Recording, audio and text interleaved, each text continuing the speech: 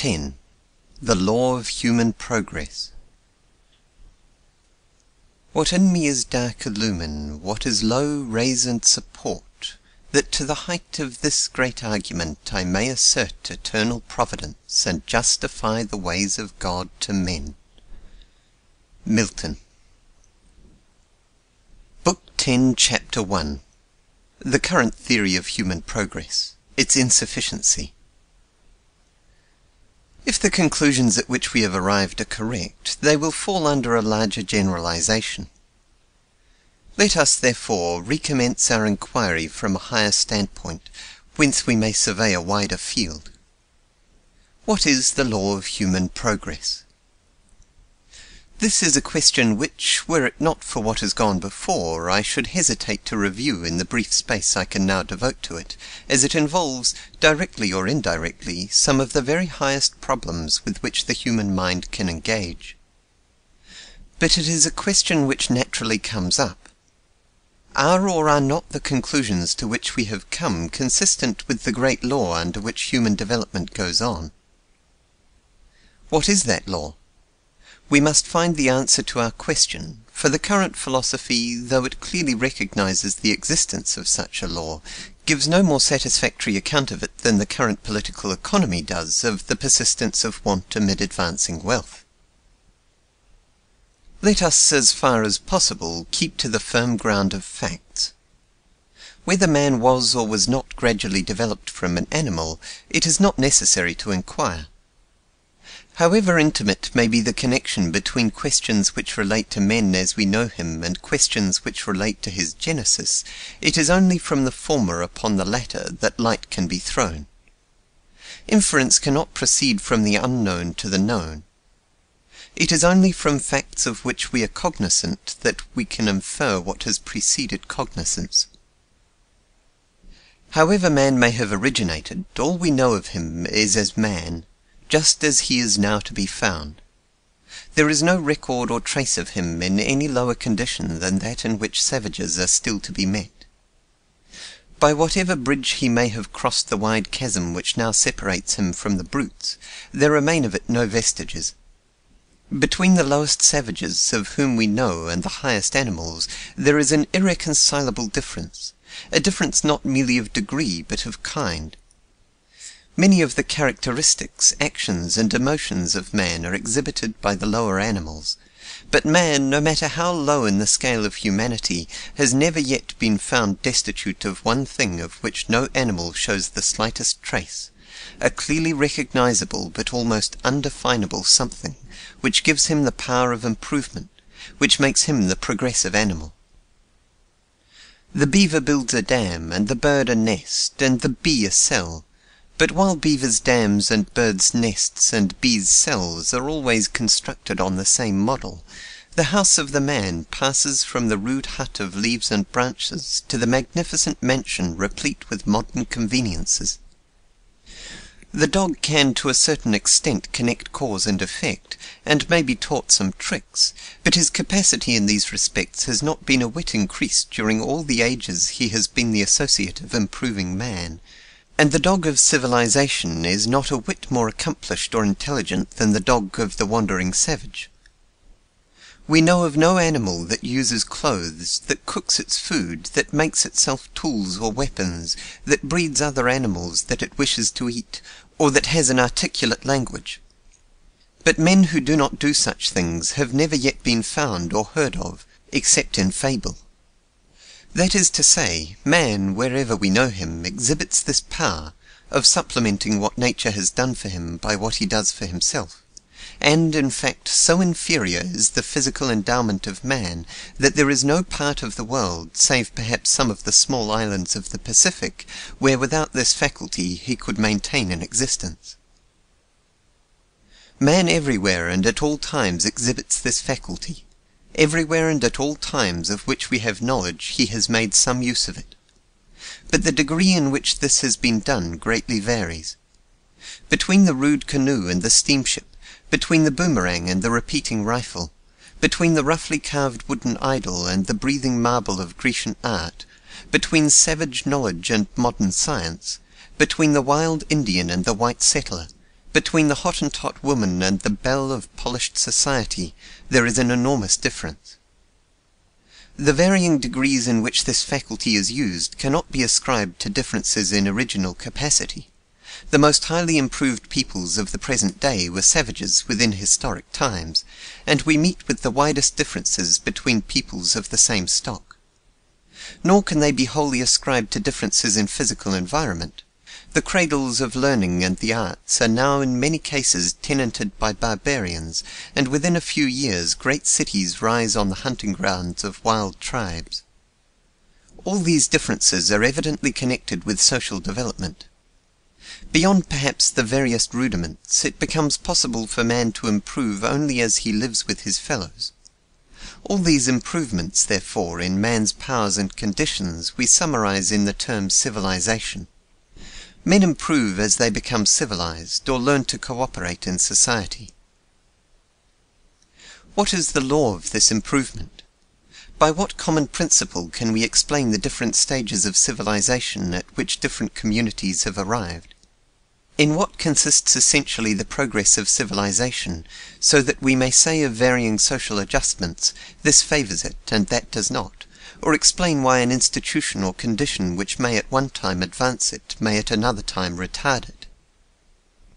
The prevailing belief now is that the progress of civilization is a development or evolution, in the course of which man's powers are increased and his qualities improved by the operation of causes similar to those which are relied upon as explaining the genesis of species, viz. The survival of the fittest and the hereditary transmission of acquired qualities.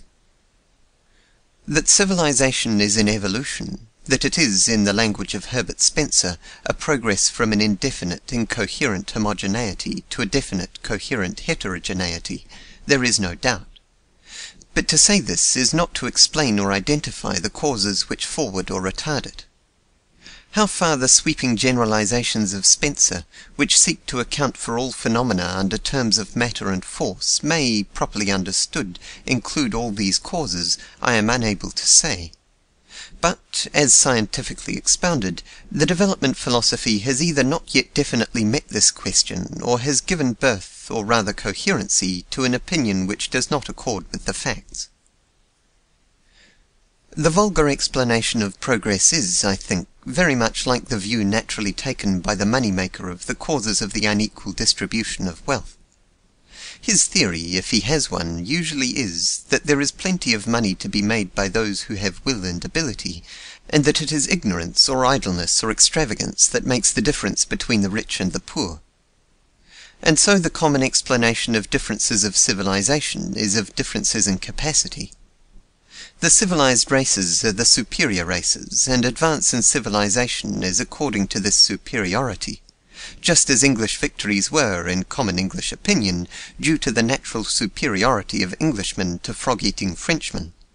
And popular government, active invention, and greater average comfort are, or were until lately, in common American opinion, due to the greater smartness of the Yankee nation. Now, just as the politico-economic doctrines, which in the beginning of this inquiry we met and disproved, harmonize with the common opinion of men who see capitalists paying wages and competition reducing wages, just as the Malthusian theory harmonized with existing prejudices both of the rich and the poor, so does the explanation of progress as a gradual race improvement harmonize with the vulgar opinion which accounts by race differences for differences in civilization. It has given coherence and a scientific formula to opinions which already prevailed.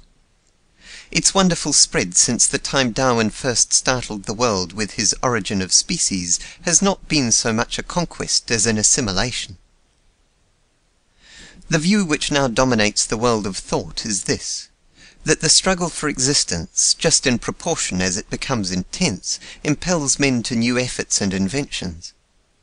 That this improvement and capacity for improvement is fixed by hereditary transmission, and extended by the tendency of the best adapted individual, or most improved individual, to survive and propagate among individuals, and of the best adapted or most improved tribe, nation, or race, to survive in the struggle between social aggregates.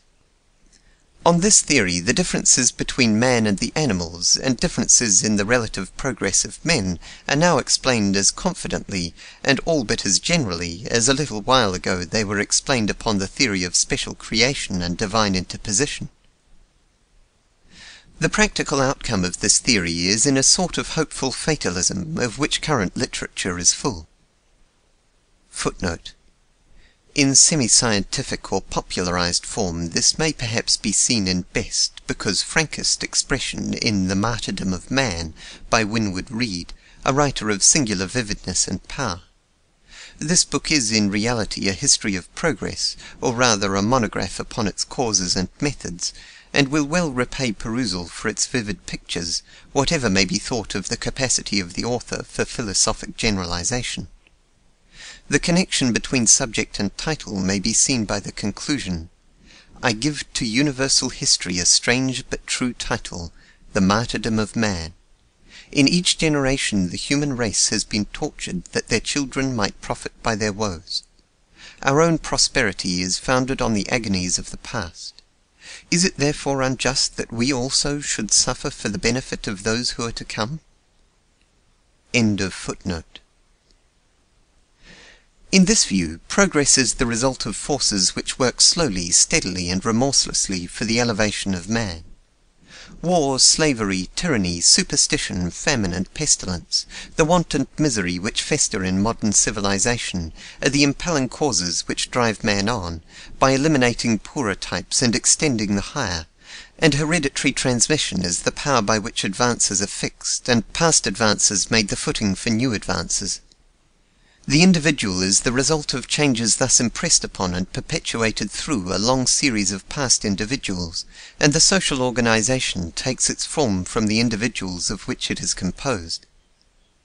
Thus, while this theory is, as Herbert Spencer says, footnote, The Study of Sociology, conclusion, end of footnote, radical to a degree beyond anything which current radicalism conceives, inasmuch as it looks for changes in the very nature of man, it is at the same time conservative to a degree beyond anything conceived by current conservatism, inasmuch as it holds that no change can avail save these slow changes in men's natures. Philosophers may teach that this does not lessen the duty of endeavoring to reform abuses, just as the theologians who taught predestinarianism insisted on the duty of all to struggle for salvation. But, as generally apprehended, the result is fatalism. Do what we may, the mills of the gods grind on, regardless either of our aid or our hindrance. I allude to this only to illustrate what I take to be the opinion now rapidly spreading and permeating common thought.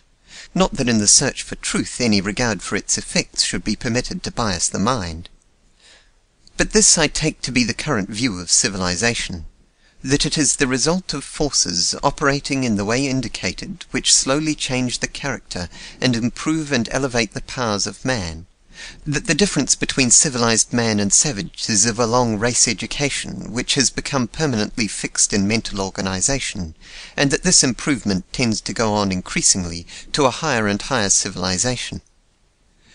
We have reached such a point that progress seems to be natural with us, and we look forward confidently to the greater achievements of the coming race, some even holding that the progress of science will finally give men immortality and enable them to make bodily the tour not only of the planets, but of the fixed stars, and at length to manufacture suns and systems for themselves. Footnote. Winwood Reade, The Martyrdom of Man. End of footnote. But without soaring to the stars, the moment that this theory of progression, which seems so natural to us amid an advancing civilization, looks around the world, it comes against an enormous fact: the fixed, petrified civilizations. The majority of the human race today have no idea of progress. The majority of the human race today look, as until a few generations ago our own ancestors looked, upon the past as the time of human perfection.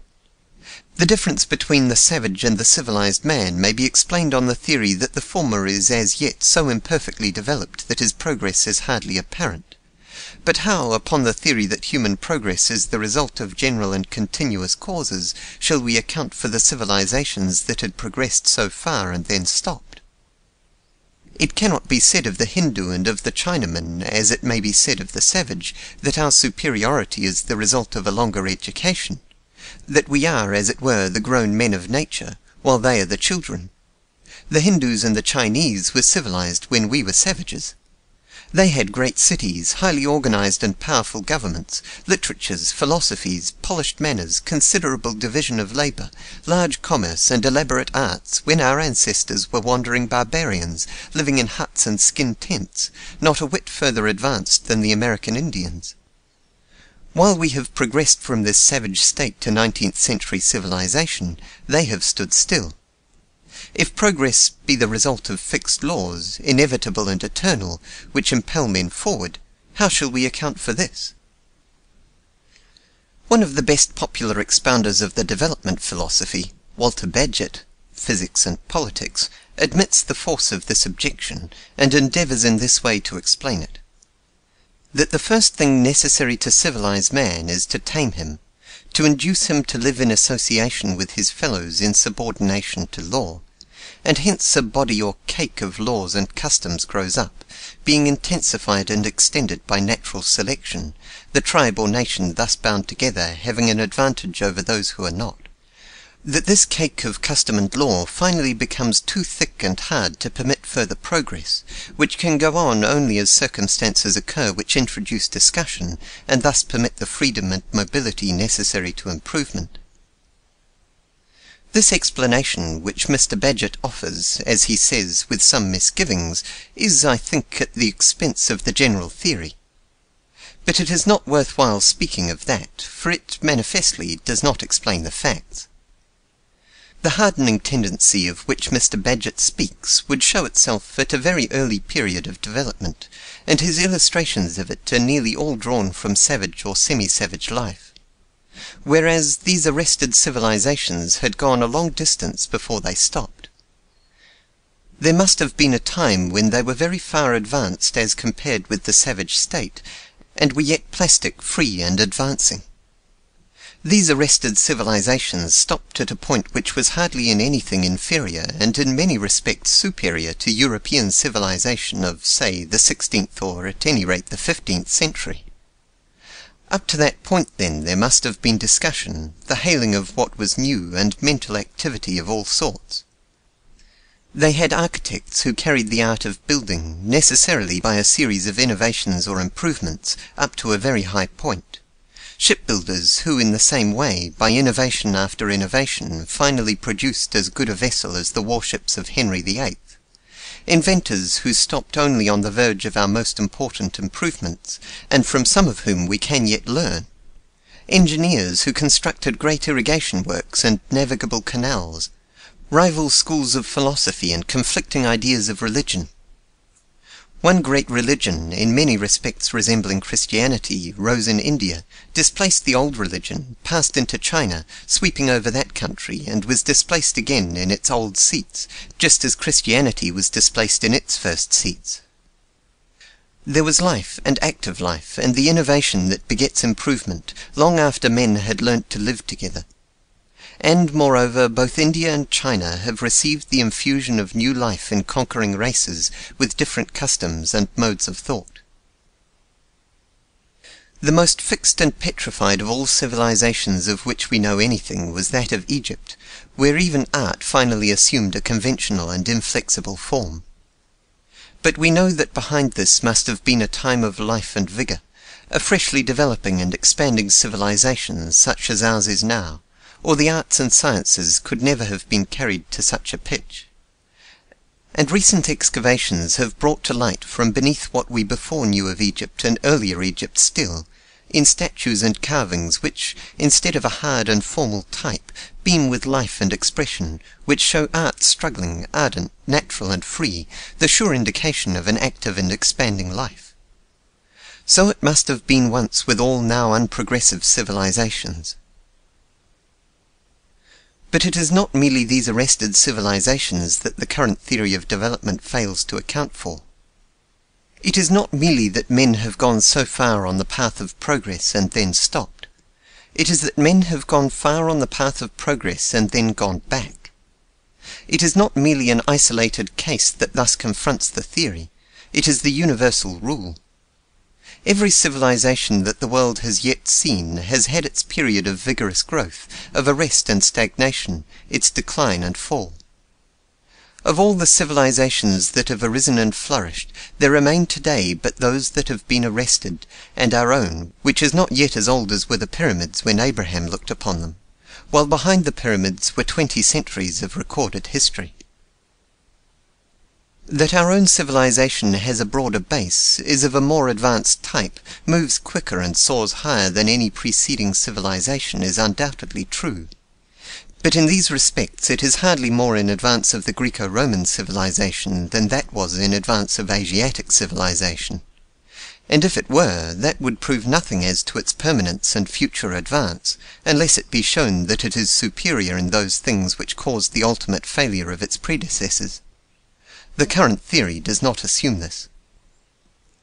In truth, nothing could be further from explaining the facts of universal history than this theory that civilization is the result of a course of natural selection which operates to improve and elevate the powers of man. That civilization has arisen at different times in different places, and has progressed at different rates, is not inconsistent with this theory, for that might result from the unequal balancing of impelling and resisting forces. But that progress everywhere commencing, for even among the lowest tribes it is held that there has been some progress, has nowhere been continuous, but has everywhere been brought to a stand or retrogression, is absolutely inconsistent.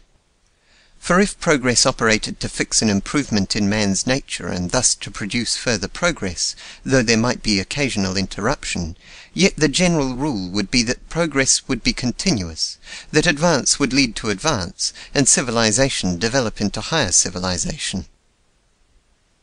Not merely the general rule, but the universal rule is the reverse of this. The earth is the tomb of the dead empires, no less than of dead men. Instead of progress fitting men for greater progress, every civilization that was in its own time as vigorous and advancing as ours is now, has of itself come to a stop. Over and over again, art has declined, learning sunk, power waned, population become sparse, until the people who had built great temples and mighty cities, turned rivers and pierced mountains, cultivated the earth like a garden, and introduced the utmost refinement into the minute affairs of life, remained but in a remnant of squalid barbarians, who had lost even the memory of what their ancestors had done, and regarded the surviving fragments of their grandeur as the work of genii, or of the mighty race before the flood. So true is this, that when we think of the past, it seems like the inexorable law, from which we can no more hope to be exempt than the young man who feels his life in every limb can hope to be exempt from the dissolution which is the common fate of all. Even this, O Rome, must one day be thy fate, wept Scipio over the ruins of Carthage, and Macaulay's picture of the New Zealander musing upon the broken arch of London Bridge appeals to the imagination of even those who see cities rising in the wilderness and help to lay the foundations of new empire. And so, when we erect a public building, we make a hollow in the largest cornerstone and carefully seal within it some mementos of our day, looking forward to the time when our works shall be ruins and ourselves forgot. Nor whether this alternate rise and fall of civilization, this retrogression that always follows progression, be or be not the rhythmic movement of an ascending line, and I think, though I will not open the question, that it would be much more difficult to prove the affirmative than is generally supposed, makes no difference, for the current theory is in either case disproved. Civilizations have died and made no sign, and hard-won progress has been lost to the race forever. But even if it be admitted that each wave of progress has made possible a higher wave, and each civilization passed the torch to a greater civilization, the theory that civilization advances by changes wrought in the nature of man fails to explain the facts. For in every case it is not the race that has been educated and hereditarily modified by the old civilization that begins the new, but a fresh race coming from a lower level. It is the barbarians of the one epoch who have been the civilized men of the next, to be in their turn succeeded by fresh barbarians. For it has been heretofore always the case that men under the influences of civilization, though at first improving, afterward degenerate.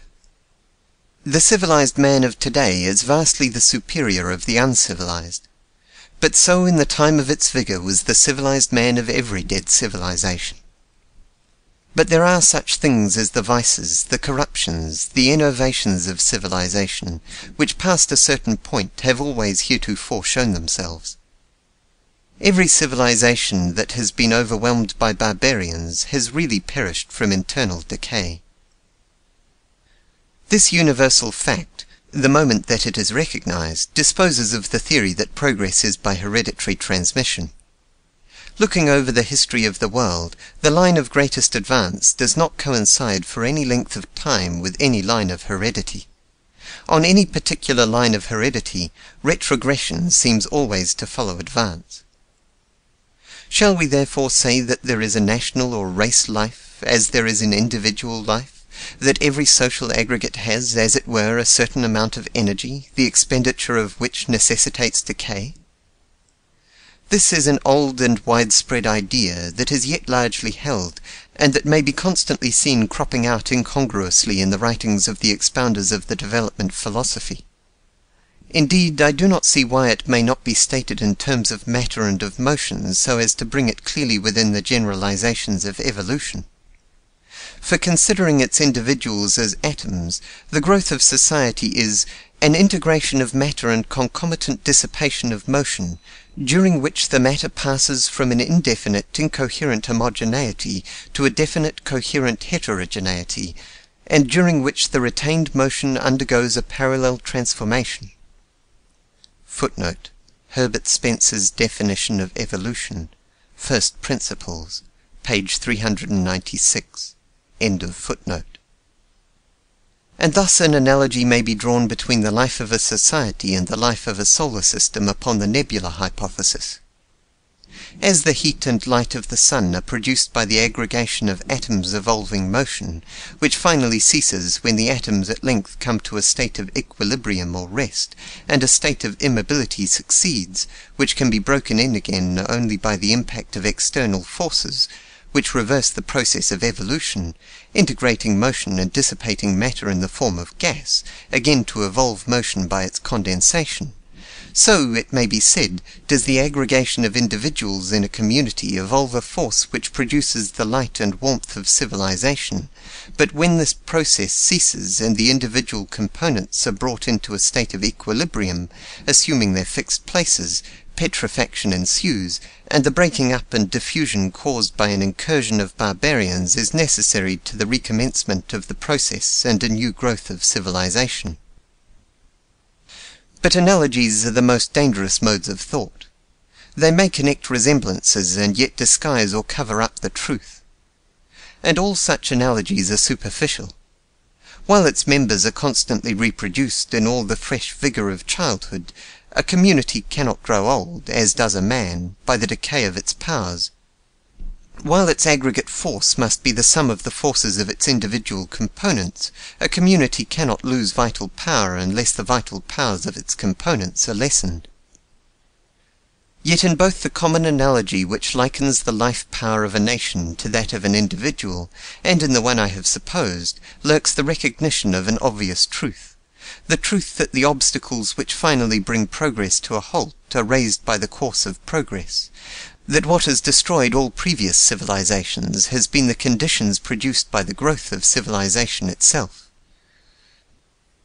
This is a truth which in the current philosophy is ignored, but it is a truth most pregnant.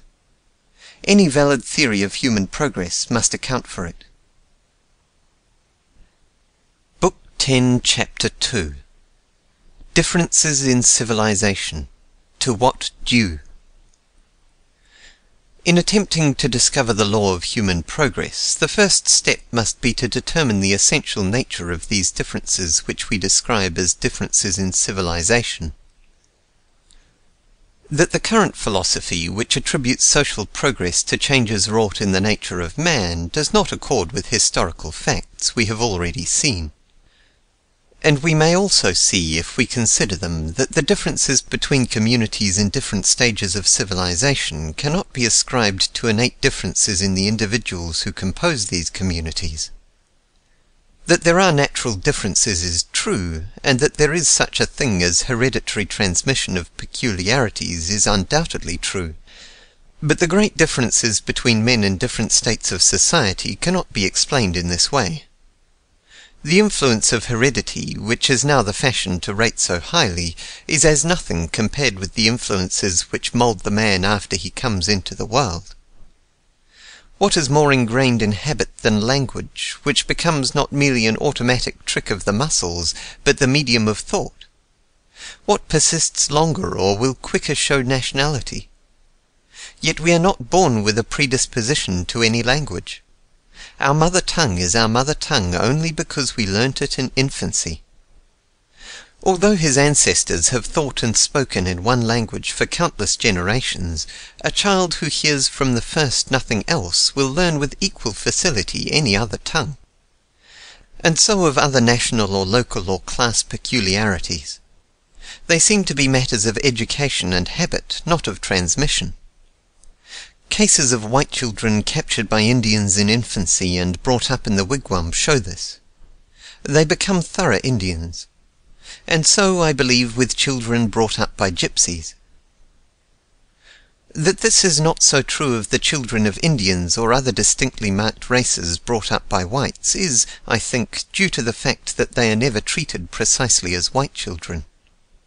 A gentleman who had taught a coloured school once told me that he thought the coloured children, up to the age of 10 or 12, were really brighter and learned more readily than white children, but that after that age they seemed to get dull and careless. He thought this proof of innate race inferiority, and so did I at the time. But I afterward heard a highly intelligent Negro gentleman, Bishop Hillary, incidentally make a remark which to my mind seems a sufficient explanation. He said, "Our children, when they are young, are fully as bright as white children, and learn as readily. But as soon as they get old enough to appreciate their status, to realize that they are looked upon as belonging to an inferior race, and can never hope to be anything more than cooks, waiters, or something of that sort, they lose their ambition and cease to keep up." And to this he might have added, that being the children of poor, uncultivated, and unambitious parents, home influences told against them. For I believe it is a matter of common observation that in the primary part of education the children of ignorant parents are quite as receptive as the children of intelligent parents, but by and by the latter, as a general rule, pull ahead and make the most intelligent men and women. The reason is plain. As to the first simple things which they learn only at school, they are on a par, but as their studies become more complex, the child who at home is accustomed to good English, hears intelligent conversation, has access to books, can get questions answered, etc., has an advantage which tells. The same thing may be seen in later life. Take a man who has raised himself from the ranks of common labour, and just as he is brought into contact with men of culture and men of affairs, will he become more intelligent and polished. Take two brothers, the sons of poor parents, brought up in the same home and in the same way. One is put to a rude trade and never gets beyond the necessity of making a living by hard daily labour. The other, commencing as an errand boy, gets a start in another direction, and becomes finally a successful lawyer, merchant, or politician. At 40 or 50 the contrast between them will be striking, and the unreflecting will credit it to the greater natural ability which has enabled the one to push himself ahead. But just as striking a difference in manners and intelligence will be manifested between two sisters, one of whom, married to a man who has remained poor, has her life fretted with petty cares and devoid of opportunities, and the other of whom has married a man whose subsequent position brings her into cultured society and opens to her opportunities which refine taste and expand intelligence. And so deteriorations may be seen, that evil communications corrupt good manners is but an expression of the general law that human character is profoundly modified by its conditions and surroundings. I remember once seeing, in a Brazilian seaport, a Negro man dressed in what was an evident attempt at the height of fashion, but without shoes and stockings. One of the sailors with whom I was in company, and who had made some runs in the slave trade, had a theory that a Negro was not a man, but a sort of monkey, and pointed to this as evidence in proof, contending that it was not natural for a Negro to wear shoes, and that in his wild state he would wear no clothes at all. I afterward learnt that it was not considered the thing there for slaves to wear shoes, just as in England it is not considered the thing for a faultlessly attired butler to wear jewellery, though for that matter I have since seen white men at liberty to dress as they pleased get themselves up as incongruously as the Brazilian slave. But a great many of the facts adduced as showing hereditary transmission have really no more bearing than this of our Foxall Darwinian. That, for instance, a large number of criminals and recipients of public relief in New York have been shown to have descended from a pauper 3 or 4 generations back is extensively cited as showing hereditary transmission. But it shows nothing of the kind, inasmuch as an adequate explanation of the facts is nearer. Paupers will raise paupers, even if the children be not their own, just as familiar contact with criminals will make criminals of the children of virtuous parents. To learn to rely on charity is necessarily to lose the self-respect and independence necessary for self-reliance when the struggle is hard. So true is this that, as is well known, charity has the effect of increasing the demand for charity, and it is an open question whether public relief and private arms do not in this way do far more harm than good. And so of the disposition of children to show the same feelings, tastes, prejudices, or talents as their parents. They imbibe these dispositions just as they imbibe from their habitual associates. And the exceptions prove the rule, as dislikes or revulsions may be excited. And there is, I think, a subtler influence which often accounts for what are looked upon as atavisms of character, the same influence that makes the boy who reads dime novels want to be a pirate. I once knew a gentleman in whose veins ran the blood of Indian chiefs. He used to tell me traditions learnt from his grandfather, which illustrated what is difficult for a white man to comprehend: the Indian habit of thought, the intense but patient bloodthirst of the trail, and the fortitude of the stake. From the way in which he dwelt on these, I have no doubt that under certain circumstances, highly educated, civilized man that he was, he would have shown traits which would have been looked on as due to his Indian blood, but which in reality would have been sufficiently explained by the broodings of his imagination upon the deeds of his ancestors. Footnote. Wordsworth, in his Song at the Feast of Brougham Castle, has in highly poetical form alluded to this influence. Armour rusting in his halls, on the blood of Clifford calls. Quell the Scot, exclaims the lance, bear me to the heart of France, is the longing of the shield. End of footnote. In any large community we may see, as between different classes and groups, differences of the same kind as those which exist between communities which we speak of as differing in civilization. Differences of knowledge, belief, customs, tastes, and speech, which in their extremes show among people of the same race, living in the same country, differences almost as great as those between civilized and savage communities. As all stages of social development, from the Stone Age up, are yet to be found in contemporaneously existing communities, so in the same country and in the same city are to be found, side by side, groups which show similar diversities. In such countries as England and Germany, children of the same race, born and reared in the same place, will grow up, speaking the language differently, holding different beliefs, following different customs, and showing different tastes. And even in such a country as the United States, differences of the same kind, though not of the same degree, may be seen between different circles or groups. But these differences are certainly not innate.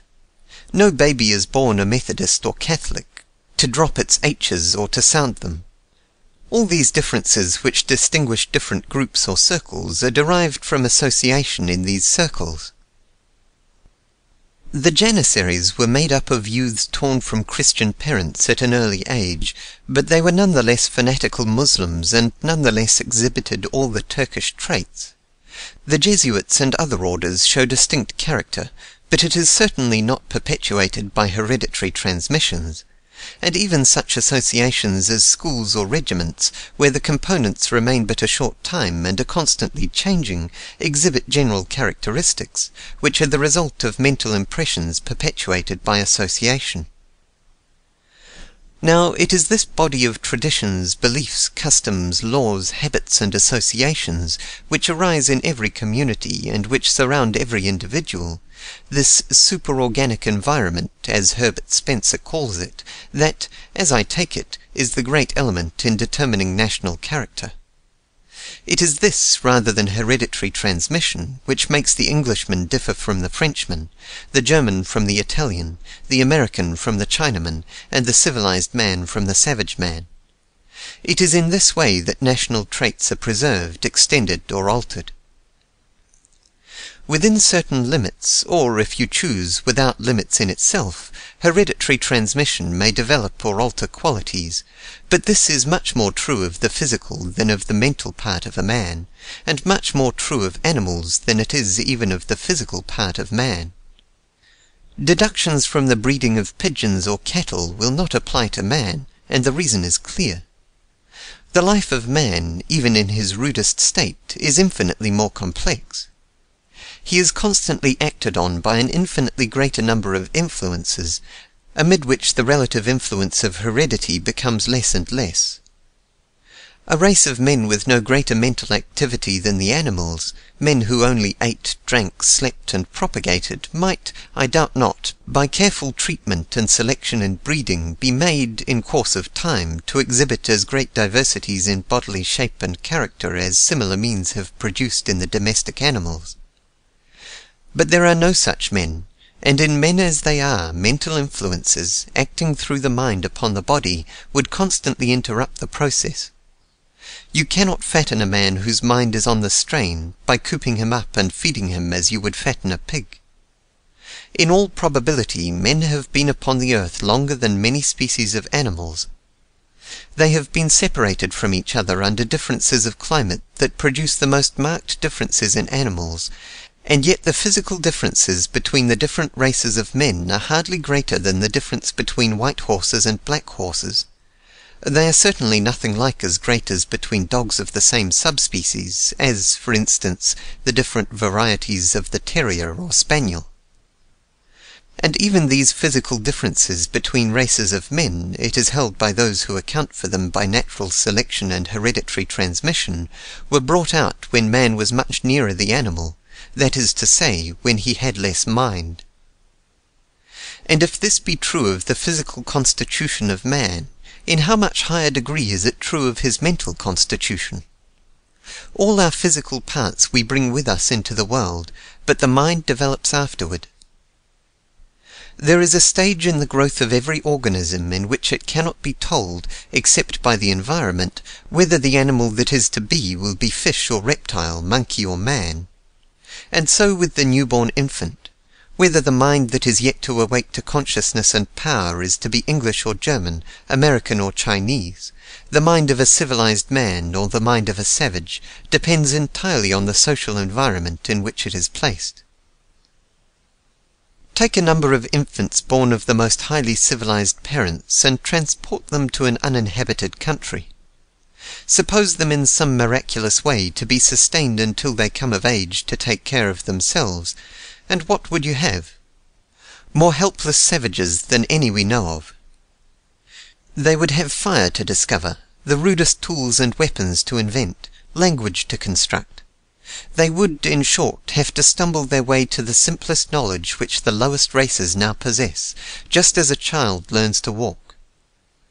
That they would in time do all these things I have not the slightest doubt, for all these possibilities are latent in the human mind, just as the power of walking is latent in the human frame, but I do not believe they would do them any better or worse, any slower or quicker, than the children of barbarian parents placed in the same conditions. given the very highest mental powers that exceptional individuals have ever displayed, and what could mankind be if one generation were separated from the next by an interval of time, as are the 17-year locusts? One such interval would reduce mankind, not to savagery, but to a condition compared with which savagery, as we know it, would seem civilization. And reversely, suppose a number of savage infants could, unknown to the mothers, for even this would be necessary to make the experiment a fair one, be substituted for as many children of civilization. Can we suppose that growing up they would show any difference? I think no one who has mixed much with different peoples and classes will think so. The great lesson that is thus learnt is that human nature is human nature all the world over, and this lesson too may be learnt in the library. I speak not so much of the accounts of travellers, for the accounts given of savages by the civilized men who write books are very often just such accounts as savages would give of us did they make flying visits and then write books, but of those mementos of the life and thoughts of other times and other peoples, which, translated into our language of today, are like glimpses of our own lives and gleams of our own thought. The feeling they inspire is that of the essential similarity of men. This, says Emmanuel Deutsch, this is the end of all investigation into history or art. They were even as we are. There is a people to be found in all parts of the world who well illustrate what peculiarities are due to hereditary transmission and what to transmission by association. The Jews have maintained the purity of their blood more scrupulously and for a far longer time than any of the European races, yet I am inclined to think that the only characteristic that can be attributed to this is that of physiognomy, and this is in reality far less marked than is conventionally supposed, as anyone who will take the trouble may see on observation. Although they have constantly married among themselves, the Jews have everywhere been modified by their surroundings. The English, Russian, Polish, German, and Oriental Jews differing from each other in many respects as much as do the other people of those countries. Yet they have much in common, and have everywhere preserved their individuality. The reason is clear. It is the Hebrew religion, and certainly religion is not transmitted by generation, but by association, which has everywhere preserved the distinctiveness of the Hebrew race. This religion, which children derive, not as they derive their physical characteristics, but by precept and association, is not merely exclusive in its teachings, but has, by engendering suspicion and dislike, produced a powerful outside pressure which, even more than its precepts, has everywhere constituted of the Jews a community within a community. Thus has been built up and maintained a certain peculiar environment which gives a distinctive character. Jewish intermarriage has been the effect, not the cause of this. What persecution which stopped short of taking Jewish children from their parents and bringing them up outside of this peculiar environment could not accomplish, will be accomplished by the lessening intensity of religious belief, as is already evident in the United States, where the distinction between Jew and Gentile is fast disappearing. And it seems to me that the influence of this social net or environment will explain what is so often taken as proof of race differences, the difficulty which less civilized races show in receiving higher civilization, and the manner in which some of them melt away before it. Just as one social environment persists, so does it render it difficult or impossible for those subject to it to accept another. The Chinese character is fixed if that of any people is. Yet the Chinese in California acquire American modes of working, trading, the use of machinery, etc., with such facility as to prove that they have no lack of flexibility or natural capacity. That they do not change in other respects is due to the Chinese environment that still persists and still surrounds them. Coming from China, they look forward to return to China, and live while here in a little China of their own, just as the Englishmen in India maintain a little England.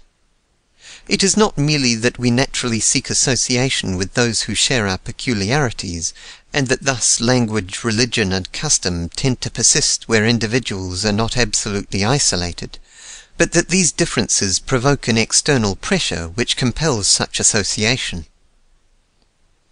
These obvious principles fully account for all the phenomena which are seen in the meeting of one stage or body of culture with another, without resort to the theory of ingrained differences.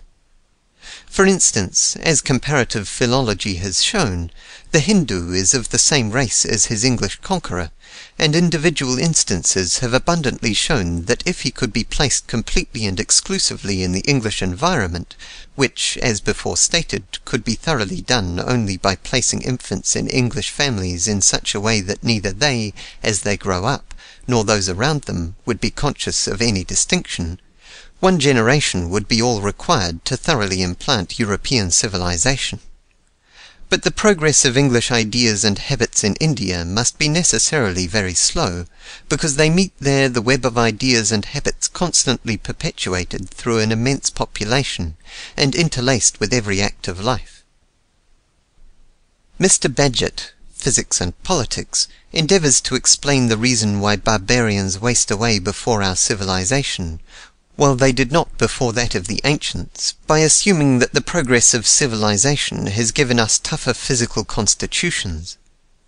After alluding to the fact that there is no lament in any classical writer for the barbarians, but that everywhere the barbarian endured the contact with the Roman, and the Roman allied himself to the barbarian, he says, pages 47 to 48, "Savages in the first year of the Christian era were pretty much what they were in the 1800th, and if they stood the contact of ancient civilized men and cannot stand ours, it follows that our race is presumably tougher than the ancient, for we have to bear, and do bear, the seeds of greater diseases than the ancients carried with them.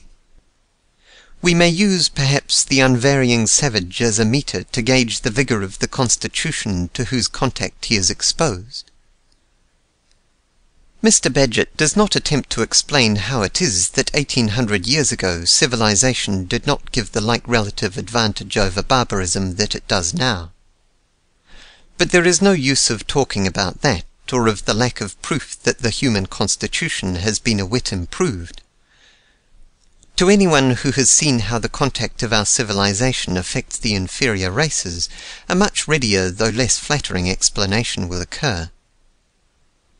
It is not because our constitutions are naturally tougher than those of the savage, that diseases which are comparatively innocuous to us are certain death to him. It is that we know and have the means of treating those diseases, while he is destitute both of knowledge and means. The same diseases with which the scum of civilization that floats in its advance inoculates the savage would prove as destructive to civilized men, if they knew no better than to let them run, as he in his ignorance has to let them run, and as a matter of fact they were as destructive until we found out how to treat them. And not merely this, but the effect of the impingement of civilization upon barbarism is to weaken the power of the savage without bringing him into the conditions that give power to the civilized man. While his habits and customs still tend to persist, and do persist as far as they can, the conditions to which they were adapted are forcibly changed. He is a hunter in a land stripped of game, a warrior deprived of his arms and called on to plead in legal technicalities. He is not merely placed between cultures, but, as Mr. Bagehot says of the European half-breeds in India, he is placed between moralities, and learns the vices of civilization without its virtues. He loses his accustomed means of subsistence, he loses self-respect, he loses morality, he deteriorates and dies away. The miserable creatures who may be seen hanging around frontier towns or railroad stations, ready to beg, or steal, or solicit a viler commerce, are not fair representatives of the Indian before the white man had encroached upon his hunting grounds. They have lost the strength and virtues of their former state, without gaining those of a higher. In fact, civilization, as it pushes the red man, shows no virtues. To the Anglo-Saxon of the frontier, as a rule, the aborigine has no rights which the white man is bound to respect. He is impoverished, misunderstood, cheated, and abused. He dies out, as, under similar conditions, we should die out. He disappears before civilization as the Britons disappeared before Saxon barbarism. The true reason why there is no lament in any classic writer for the barbarian, but that the Roman civilization assimilated instead of destroying, is, I take it, to be found not only in the fact that the ancient civilization was much nearer akin to the barbarians which it met, but in the more important fact that it was not extended as ours has been. It was carried forward, not by an advancing line of colonists, but by conquest which merely reduced the new province to general subjection, leaving the social and generally the political organization of the people to a great degree unimpaired, so that, without shattering or deterioration, the process of assimilation went on. In a somewhat similar way, the civilization of Japan seems to be now assimilating itself to European civilization. In America, the Anglo-Saxon has exterminated, instead of civilizing, the Indian, simply because he has not brought the Indian into his environment, nor yet has the contact been in such a way as to induce or permit the Indian web of habitual thought and custom to be changed rapidly enough to meet the new conditions into which he has been brought by the proximity of new and powerful neighbours. That there is no innate impediment to the reception of our civilization by these uncivilized races has been shown over and over again in individual cases. And it has likewise been shown, so far as the experiments have been permitted to go, by the Jesuits in Paraguay, the Franciscans in California, and the Protestant missionaries on some of the Pacific Islands. The assumption of physical improvement in the race within any time of which we have knowledge is utterly without warrant, and within the time of which Mr. Bagehot speaks it is absolutely disproved. We know from classic statues, from the burdens carried and the marches made by ancient soldiers, from the records of runners and the feats of gymnasts, that neither in proportions nor strength has the race improved within 2,000 years. But the assumption of mental improvement, which is even more confidently and generally made, is still more preposterous. As poets, artists, architects, philosophers, rhetoricians, statesmen, or soldiers, can modern civilization show individuals of greater mental power than can the ancient? There is no use in recalling names, every schoolboy knows them. For our models and personifications of mental power we go back to the ancients, and if we can for a moment imagine the possibility of what is held by that oldest and most widespread of all beliefs, that belief which Lessing declared on this account the most probably true, though he accepted it on metaphysical grounds, and suppose Homer or Virgil, Demosthenes or Cicero, Alexander, Hannibal or Caesar, Plato or Lucretius, Euclid or Aristotle, as re-entering this life again in the 19th century, can we suppose that they would show any inferiority to the men of today? Or if we take any period since the classic age, even the darkest, or any previous period of which we know anything, shall we not find men who in the conditions and degree of knowledge of their times showed mental power of as high an order as men show now? And among the less advanced races, do we not today, whenever our attention is called to them, find men who in their conditions exhibit mental qualities as great as civilization can show? Did the invention of the railroad, coming when it did, prove any greater inventive power than did the invention of the wheelbarrow when wheelbarrows were not? We of modern civilization are raised far above those who have preceded us and those of the less advanced races who are our contemporaries. But it is because we stand on a pyramid, not that we are taller. What the centuries have done for us is not to increase our stature, but to build up a structure on which we may plant our feet. Let me repeat, I do not mean to say that all men possess the same capacities, or are mentally alike, any more than I mean to say that they are physically alike. Among all the countless millions who have come and gone on this earth, there were probably never two who either physically or mentally were exact counterparts. Nor yet do I mean to say that there are not as clearly marked race differences in mind as there are clearly marked race differences in body. I do not deny the influence of heredity in transmitting peculiarities of mind in the same way, and possibly to the same degree, as bodily peculiarities are transmitted. But nevertheless there is, it seems to me, a common standard and natural symmetry of mind, as there is of body, toward which all deviations tend to return. The conditions under which we fall may produce such distortions as the flatheads produce by compressing the heads of their infants, or the Chinese by binding their daughters' feet. But as flathead babies continue to be born with naturally shaped heads, and Chinese babies with naturally shaped feet, so does nature seem to revert to the normal mental type. A child no more inherits his father's knowledge than he inherits his father's glass eye or artificial leg. The child of the most ignorant parents may become a pioneer of science or a leader of thought. But this is the great fact with which we are concerned, that the differences between the people of communities in different places and at different times, which we call differences of civilization, are not differences which inhere in the individuals, but differences which inhere in the society. That they are not, as Herbert Spencer holds, differences resulting from differences in the units, but that they are differences resulting from the conditions under which these units are brought in the society.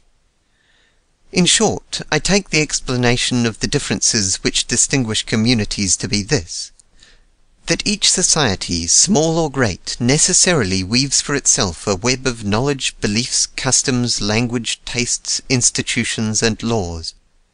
Into this web, woven by each society, or rather into these webs, for each community above the simplest is made up of minor societies, which overlap and interlace with each other, the individual is received at birth and continues until his death. This is the matrix in which mind unfolds and from which it takes its stamp. This is the way in which customs and religions and prejudices and tastes and languages grow up and are perpetuated. This is the way that skill is transmitted and knowledge is stored up, and the discoveries of one time made the common stock and stepping stone of the next. Though it is this that often offers the most serious obstacles to progress, it is this that makes progress possible. It is this that enables any schoolboy in our time to learn in a few hours more of the universe than Ptolemy knew, that places the most humdrum scientist far above the level reached by the giant mind of Aristotle. This is to the race what memory is to the individual. Our wonderful arts, our far-reaching science, our marvelous inventions, they have come through this. Human progress goes on as the advances made by one generation are in this way secured as the common property of the next, and made the starting point for new advances. Book 10, Chapter 3. The Law of Human Progress. What then is the law of human progress, the law under which civilization advances? It must explain clearly and definitely, and not by vague generalities or superficial analogies, why, though mankind started presumably with the same capacities and at the same time, there now exist such wide differences in social development. It must account for the arrested civilizations and for the decayed and destroyed civilizations, for the general facts as to the rise of civilization, and for the petrifying or enervating force which the progress of civilization has heretofore always evolved. It must account for retrogression as well as for progression, for the differences in general character between Asiatic and European civilizations, for the difference between classical and modern civilizations, for the different rates at which progress goes on, and for those bursts and starts and halts of progress which are so marked as minor phenomena. And thus it must show us what are the essential conditions of progress, and what social adjustments advance and what retard it. It is not difficult to discover such a law. We have but to look and we may see it. I do not pretend to give it scientific precision, but merely to point it out. The incentives to progress are the desires inherent in human nature, the desire to gratify the wants of the animal nature, the wants of the intellectual nature, and the wants of the sympathetic nature, the desire to be, to know, and to do, desires that short of infinity can never be satisfied, as they grow by what they feed on. Mind is the instrument by which man advances, and by which each advance is secured and made the vantage ground for new advances. Though he may not by taking thought to add a cubit to his stature, man may by taking thought extend his knowledge of the universe and his power over it, in what, so far as we can see, is an infinite degree. The narrow span of human life allows the individual to go but a short distance, but though each generation may do but little, yet generations succeeding to the gain of their predecessors may gradually elevate the status of mankind, as coral polyps, building one generation upon the work of another, gradually elevate themselves from the bottom of the sea. Mental power is, therefore, the motor of progress, and men tend to advance in proportion to the mental power expended in progression, the mental power which is devoted to the extension of knowledge, the improvement of methods, and the betterment of social conditions. Now, mental power is a fixed quantity. That is to say, there is a limit to the work a man can do with his mind, as there is to the work he can do with his body. Therefore, the mental power which can be devoted to progress is only what is left after what is required for non-progressive purposes. These non-progressive purposes in which mental power is consumed may be classified as maintenance and conflict. By maintenance I mean not only the support of existence, but the keeping up of the social condition and the holding of advances already gained. By conflict I mean not merely warfare and preparation for warfare, but all expenditure of mental power in seeking the gratification of desire at the expense of others, and in resistance to such aggression. To compare society to a boat, her progress through the water will not depend on the exertion of her crew, but upon the exertion devoted to propelling her. This will be lessened by any expenditure of force required for bailing, or any expenditure of force in fighting among themselves, or in pulling in different directions. Now, as in a separated state the whole powers of man are required to maintain existence, and mental power is set free for higher uses only by the association of men in communities, which permits the division of labour and all the economies which come with the co-operation of increased numbers, association is the first essential of progress. Improvement becomes possible as men come together in peaceful association, and the wider and closer the association, the greater the possibilities of improvement. And as the wasteful expenditure of mental power in conflict becomes greater or less as the moral law which accords to each an equality of rights is ignored or recognized, equality, or justice, is the second essential of progress. Thus, association in equality is the law of progress. Association frees mental power for expenditure in improvement, and equality or justice or freedom, for the terms here signify the same thing, the recognition of the moral law, prevents the dissipation of this power in fruitless struggles. Here is the law of progress, which will explain all diversities, all advances, all halts and retrogressions. Men tend to progress just as they come closer together, and by cooperation with each other increase the mental power that may be devoted to improvement. But just as conflict is provoked, or association develops inequality of condition and power, this tendency to progression is lessened, checked, and finally reversed. Given the same innate capacity, and it is evident that social development will go on faster or slower, will stop or turn back, according to the resistances it meets. In a general way, these obstacles to improvement may, in relation to the society itself, be classed as external and internal, the first operating with greater force in the earlier stages of civilization, the latter becoming more important in the later stages. Man is social in his nature. He does not require to be caught and tamed in order to induce him to live with his fellows. The utter helplessness with which he enters the world, and the long period required for the maturity of his powers, necessitate the family relation, which, as we may observe, is wider, and in its extension stronger, among the ruder than among the more cultivated peoples. The first societies are families, expanding into tribes, still holding a mutual blood relationship, and even when they have become great nations, claiming a common descent. Given beings of this kind, placed on a globe of such diversified surface and climate as this, and it is evident that, even with equal capacity and an equal start, social development must be very different.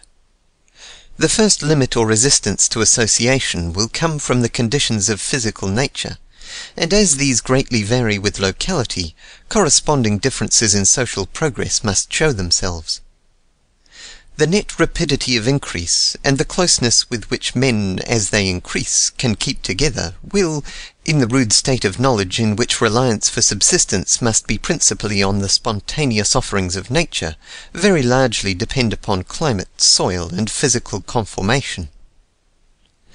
Where much animal food and warm clothing are required, where the earth seems poor and niggard, where the exuberant life of tropical forests mocks barbarous man's puny efforts to control, where mountains, deserts, or arms of the sea separate and isolate men, association and the power of improvement which it evolves can at first go but a little way. But on the rich plains of warm climates, where human existence can be maintained with a smaller expenditure of force, and from a much smaller area, men can keep closer together, and the mental power which can at first be devoted to improvement is much greater. Hence civilization naturally first arises in the great valleys and tablelands where we find its earliest monuments.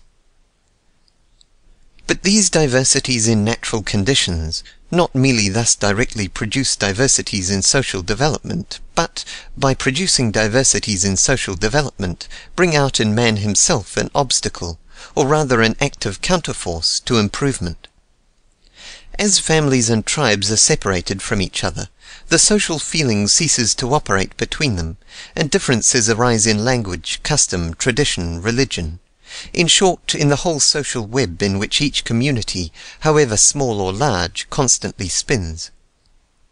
With these differences, prejudices grow, animosities spring up, contact easily produces quarrels, aggression begets aggression, and wrong kindles revenge.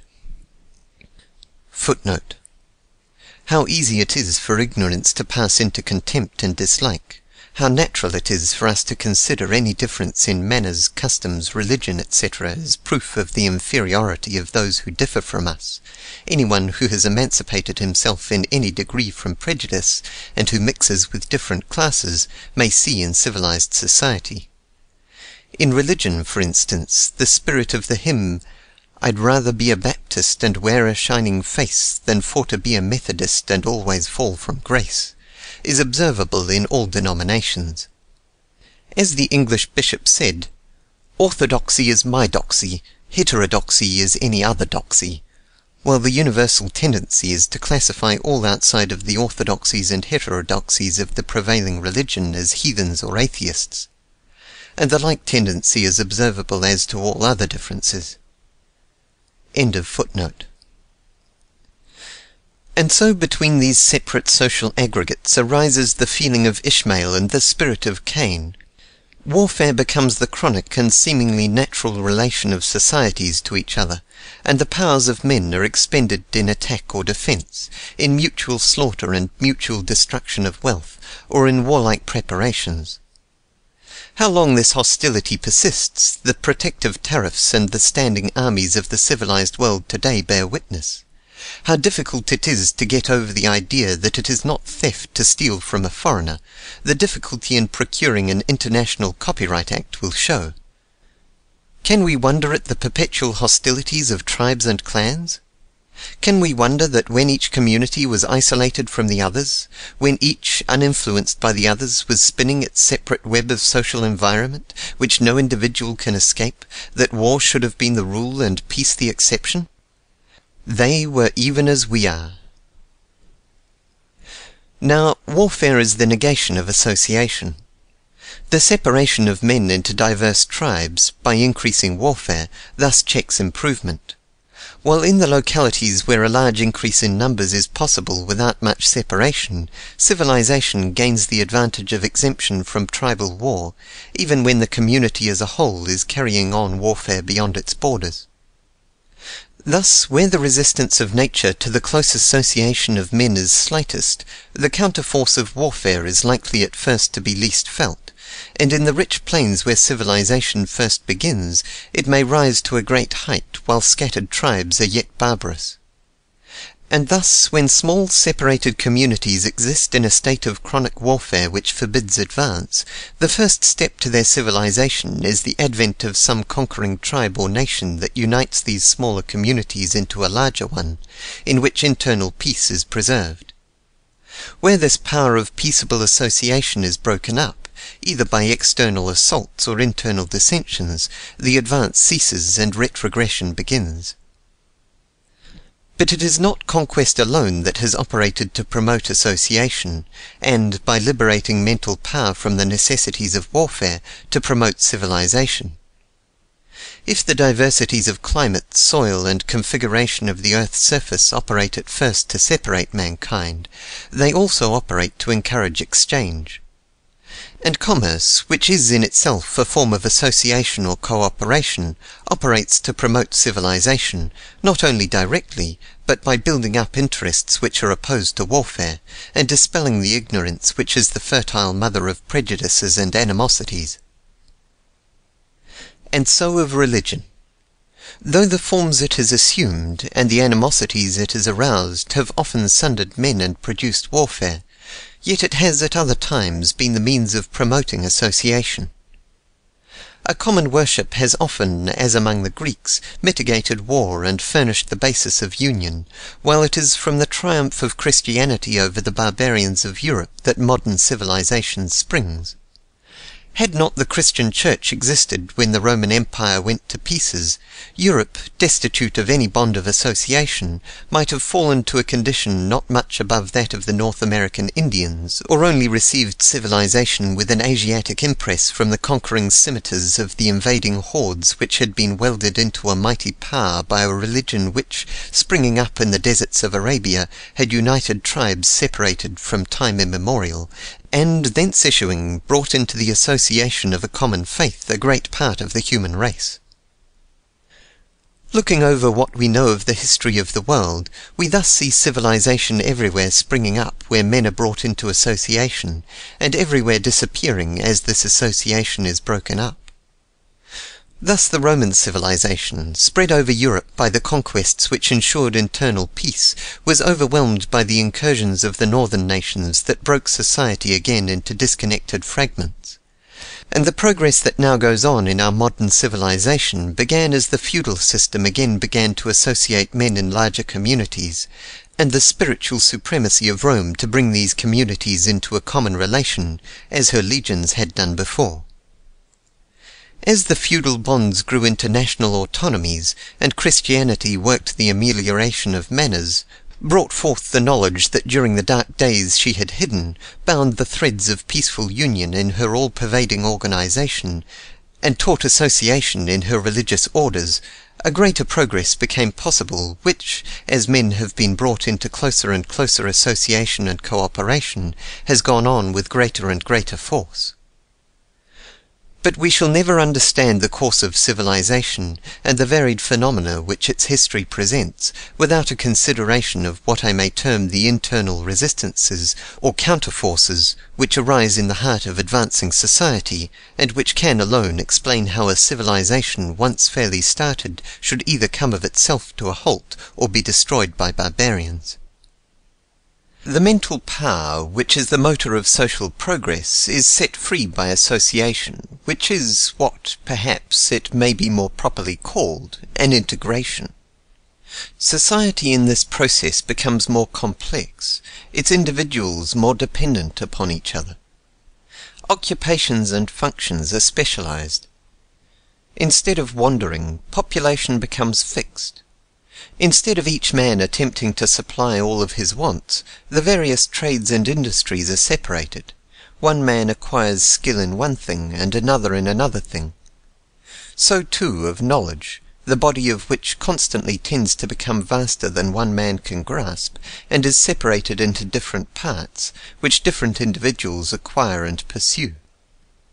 So too the performance of religious ceremonies tends to pass into the hands of a body of men specially devoted to that purpose, and the preservation of order, the administration of justice, the assignment of public duties, and the distribution of awards, the conduct of war, etc., to be made the special functions of an organized government. In short, to use the language in which Herbert Spencer has defined evolution, the development of society is, in relation to its component individuals, the passing from an indefinite, incoherent homogeneity to a definite, coherent heterogeneity. The lower the stage of social development, the more society resembles one of those lowest of animal organisms which are without organs or limbs, and from which a part may be cut and yet live. The higher the stage of social development, the more society resembles those higher organisms in which functions and powers are specialized, and each member is vitally dependent on the others. Now, this process of integration, of the specialization of functions and powers, as it goes on in society, is, by virtue of what is probably one of the deepest laws of human nature, accompanied by a constant liability to inequality. I do not mean that inequality is the necessary result of social growth, but that it is the constant tendency of social growth, if unaccompanied by changes in social adjustments which, in the new conditions that growth produces, will secure equality. I mean, so to speak, that the garment of laws, customs, and political institutions which each society weaves for itself is constantly tending to become too tight as the society develops. I mean, so to speak, that man, as he advances, threads a labyrinth in which, if he keeps straight ahead, he will infallibly lose his way, and through which reason and justice can alone keep him continuously in an ascending path. For, while the integration which accompanies growth tends in itself to set free mental power to work improvement, there is, both with increase of numbers and with increasing complexity of the social organization, a counter-tendency set up to the production of a state of inequality which wastes mental power and, as it increases, brings improvement to a halt. To trace to its highest expression the law which thus operates to evolve with progress the force which stops progress would be, it seems to me, to go far to the solution of a problem deeper than that of the genesis of the material universe, the problem of the genesis of evil. Let me content myself with pointing out the manner in which, as society develops, there arise tendencies which check development. There are two qualities of human nature which it will be well, however, first to call to mind. The one is the power of habit, the tendency to continue to do things in the same way. The other is the possibility of mental and moral deterioration. The effect of the first in social development is to continue habits, customs, laws, and methods long after they have lost their original usefulness, and the effect of the other is to permit the growth of institutions and modes of thought from which the normal perceptions of men instinctively revolt. Now the growth and development of society not merely tend to make each more and more dependent upon all, and to lessen the influence of individuals, even over their own conditions, as compared with the influence of society, but the effect of association or integration is to give rise to a collective power which is distinguishable from the sum of individual powers. Analogies, or perhaps rather illustrations of the same law, may be found in all directions. As animal organisms increase in complexity, there arise, above the life and power of the parts, a life and power of the integrated whole. Above the capability of involuntary movements, the capability of voluntary movements. The actions and impulses of bodies of men are, as has often been observed, different from those which, under the same circumstances, would be called forth in individuals. The fighting qualities of a regiment may be very different from those of the individual soldiers. But there is no need of illustrations. In our inquiries into the nature and rise of rent, we traced the very thing to which I allude. Where population is sparse, land has no value. Just as men congregate together, the value of land appears and rises, a clearly distinguishable thing from the values produced by individual effort, a value which springs from association, which increases as association grows greater, and disappears as association is broken up. And the same thing is true of power in other forms than those generally expressed in terms of wealth. Now, as society grows, the disposition to continue previous social adjustments tends to lodge this collective power, as it arises, in the hands of a portion of the community. And this unequal distribution of the wealth and power gained as society advances tends to produce greater inequality, since aggression grows by what it feeds on, and the idea of justice is blurred by the habitual toleration of injustice. In this way, the patriarchal organization of society can easily grow into hereditary monarchy, in which the king is as a god on earth, and the masses of the people mere slaves of his caprice. It is natural that the father should be the directing head of the family, and that at his death the eldest son, as the oldest and most experienced member of the little community, should succeed to the headship.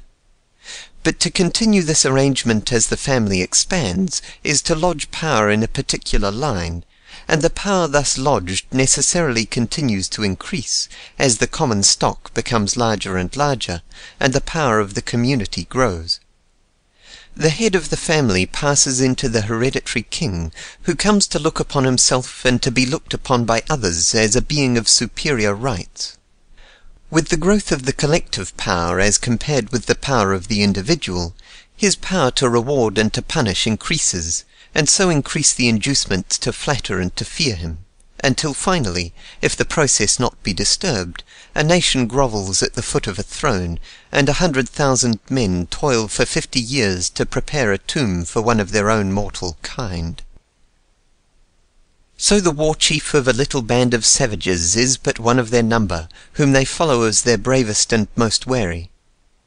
But when large bodies come to act together, personal selection becomes more difficult, a blinder obedience becomes necessary and can be enforced, and from the very necessities of warfare when conducted on a large scale absolute power arises. And so of the specialization of function. There is a manifest gain in productive power when social growth has gone so far that instead of every producer being summoned from his work for fighting purposes, a regular military force can be specialized.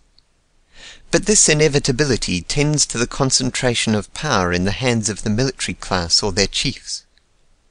The preservation of internal order, the administration of justice, the construction and care of public works, and, notably, the observances of religion, all tend in similar manner to pass into the hands of special classes, whose disposition it is to magnify their function and extend their power. But the great cause of inequality is in the natural monopoly which is given by the possession of land. The first perceptions of men seem always to be that land is common property, but the rude devices by which this is at first recognized, such as annual partitions or cultivation in common, are consistent with only a low stage of development. The idea of property, which naturally arises with reference to things of human production, is easily transferred to land, and an institution which, when population is sparse, merely secures to the improver and user the due reward of his labor, finally, as population becomes dense and rent arises, operates to strip the producer of his wages. Not merely this, but the appropriation of rent for public purposes, which is the only way in which, with anything like a high development, land can be readily retained as common property, becomes, when political and religious power passes into the hands of a class, the ownership of the land by that class, and the rest of the community become merely tenants. And wars and conquests which tend to the concentration of political power and to the institution of slavery naturally result, where social growth has given land a value, in the appropriation of the soil. A dominant class, who concentrate power in their hands, will likewise soon concentrate ownership of the land. To them will fall large partitions of conquered land, which the former inhabitants will till as tenants or serfs, and the public domain, or common lands, which in the natural course of social growth are left for a while in every country, and in which state the primitive system of village culture leaves pasture and woodland, are readily acquired, as we see by modern instances. And inequality once established, the ownership of land tends to concentrate as development goes on. I am merely attempting to set forth the general fact that as a social development goes on, inequality tends to establish itself, and not to point out the particular sequence, which must necessarily vary with different conditions. But this main fact makes intelligible all the phenomena of petrifaction and retrogression. The unequal distribution of the power and wealth gained by the integration of men in society tends to check, and finally to counterbalance, the force by which improvements are made and society advances. On the one side, the masses of the community are compelled to expend their mental powers in merely maintaining existence. On the other side, mental power is expended in keeping up and intensifying the system of inequality, in ostentation, luxury, and warfare. A community divided into a class that rules and a class that is ruled, into the very rich and the very poor, may build like giants and finish like jewelers, but it will be monuments of ruthless pride and barren vanity, or of a religion turned from its office of elevating man into an instrument for keeping him down. Invention may for a while to some degree go on, but it will be the invention of refinements in luxury, not the inventions that relieve toil and increase power.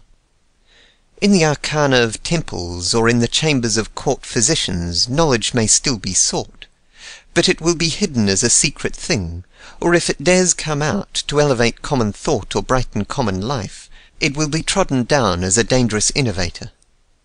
For as it tends to lessen the mental power devoted to improvement, so does inequality tend to render men averse to improvement. How strong is the disposition to adhere to old methods among the classes who are kept in ignorance by being compelled to toil for a mere existence, is too well known to require illustration. And on the other hand, the conservatism of the classes to whom the existing social adjustment gives special advantages is equally apparent. This tendency to resist innovation, even though it be improvement, is observable in every special organization, in religion, in law, in medicine, in science, in trade guilds, and it becomes intense just as the organization is close. A close corporation has always an instinctive dislike of innovation and innovators, which is but the expression of an instinctive fear that change may tend to throw down the barriers which hedge it in from the common herd, and so rob it of importance and power. And it is always disposed to guard carefully its special knowledge or skill. It is in this way that petrifaction succeeds progress. The advance of inequality necessarily brings improvement to a halt, and as it still persists or provokes unavailing reactions, draws even upon the mental power necessary for maintenance, and retrogression begins. These principles make intelligible the history of civilization. In the localities where climate, soil, and physical conformation tended least to separate men as they increased, and where, accordingly, the first civilizations grew up, the internal resistances to progress would naturally develop in a more regular and thorough manner than where smaller communities, which in their separation had developed diversities, were afterward brought together into a closer association. It is this, it seems to me, which accounts for the general characteristics of the earlier civilizations as compared with the later civilizations of Europe. Such homogeneous communities, developing from the first without the jar of conflict between different customs, laws, religions, etc., would show a much greater uniformity. The concentrating and conservative forces would all, so to speak, pull together. Rival chieftains would not counterbalance each other, nor diversities of belief hold the growth of priestly influence in check. Political and religious power, wealth and knowledge would thus tend to concentrate in the same centres.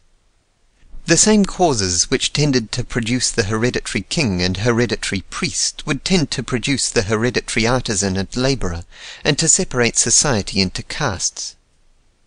The power which association sets free for progress would thus be wasted, and barriers to further progress be gradually raised.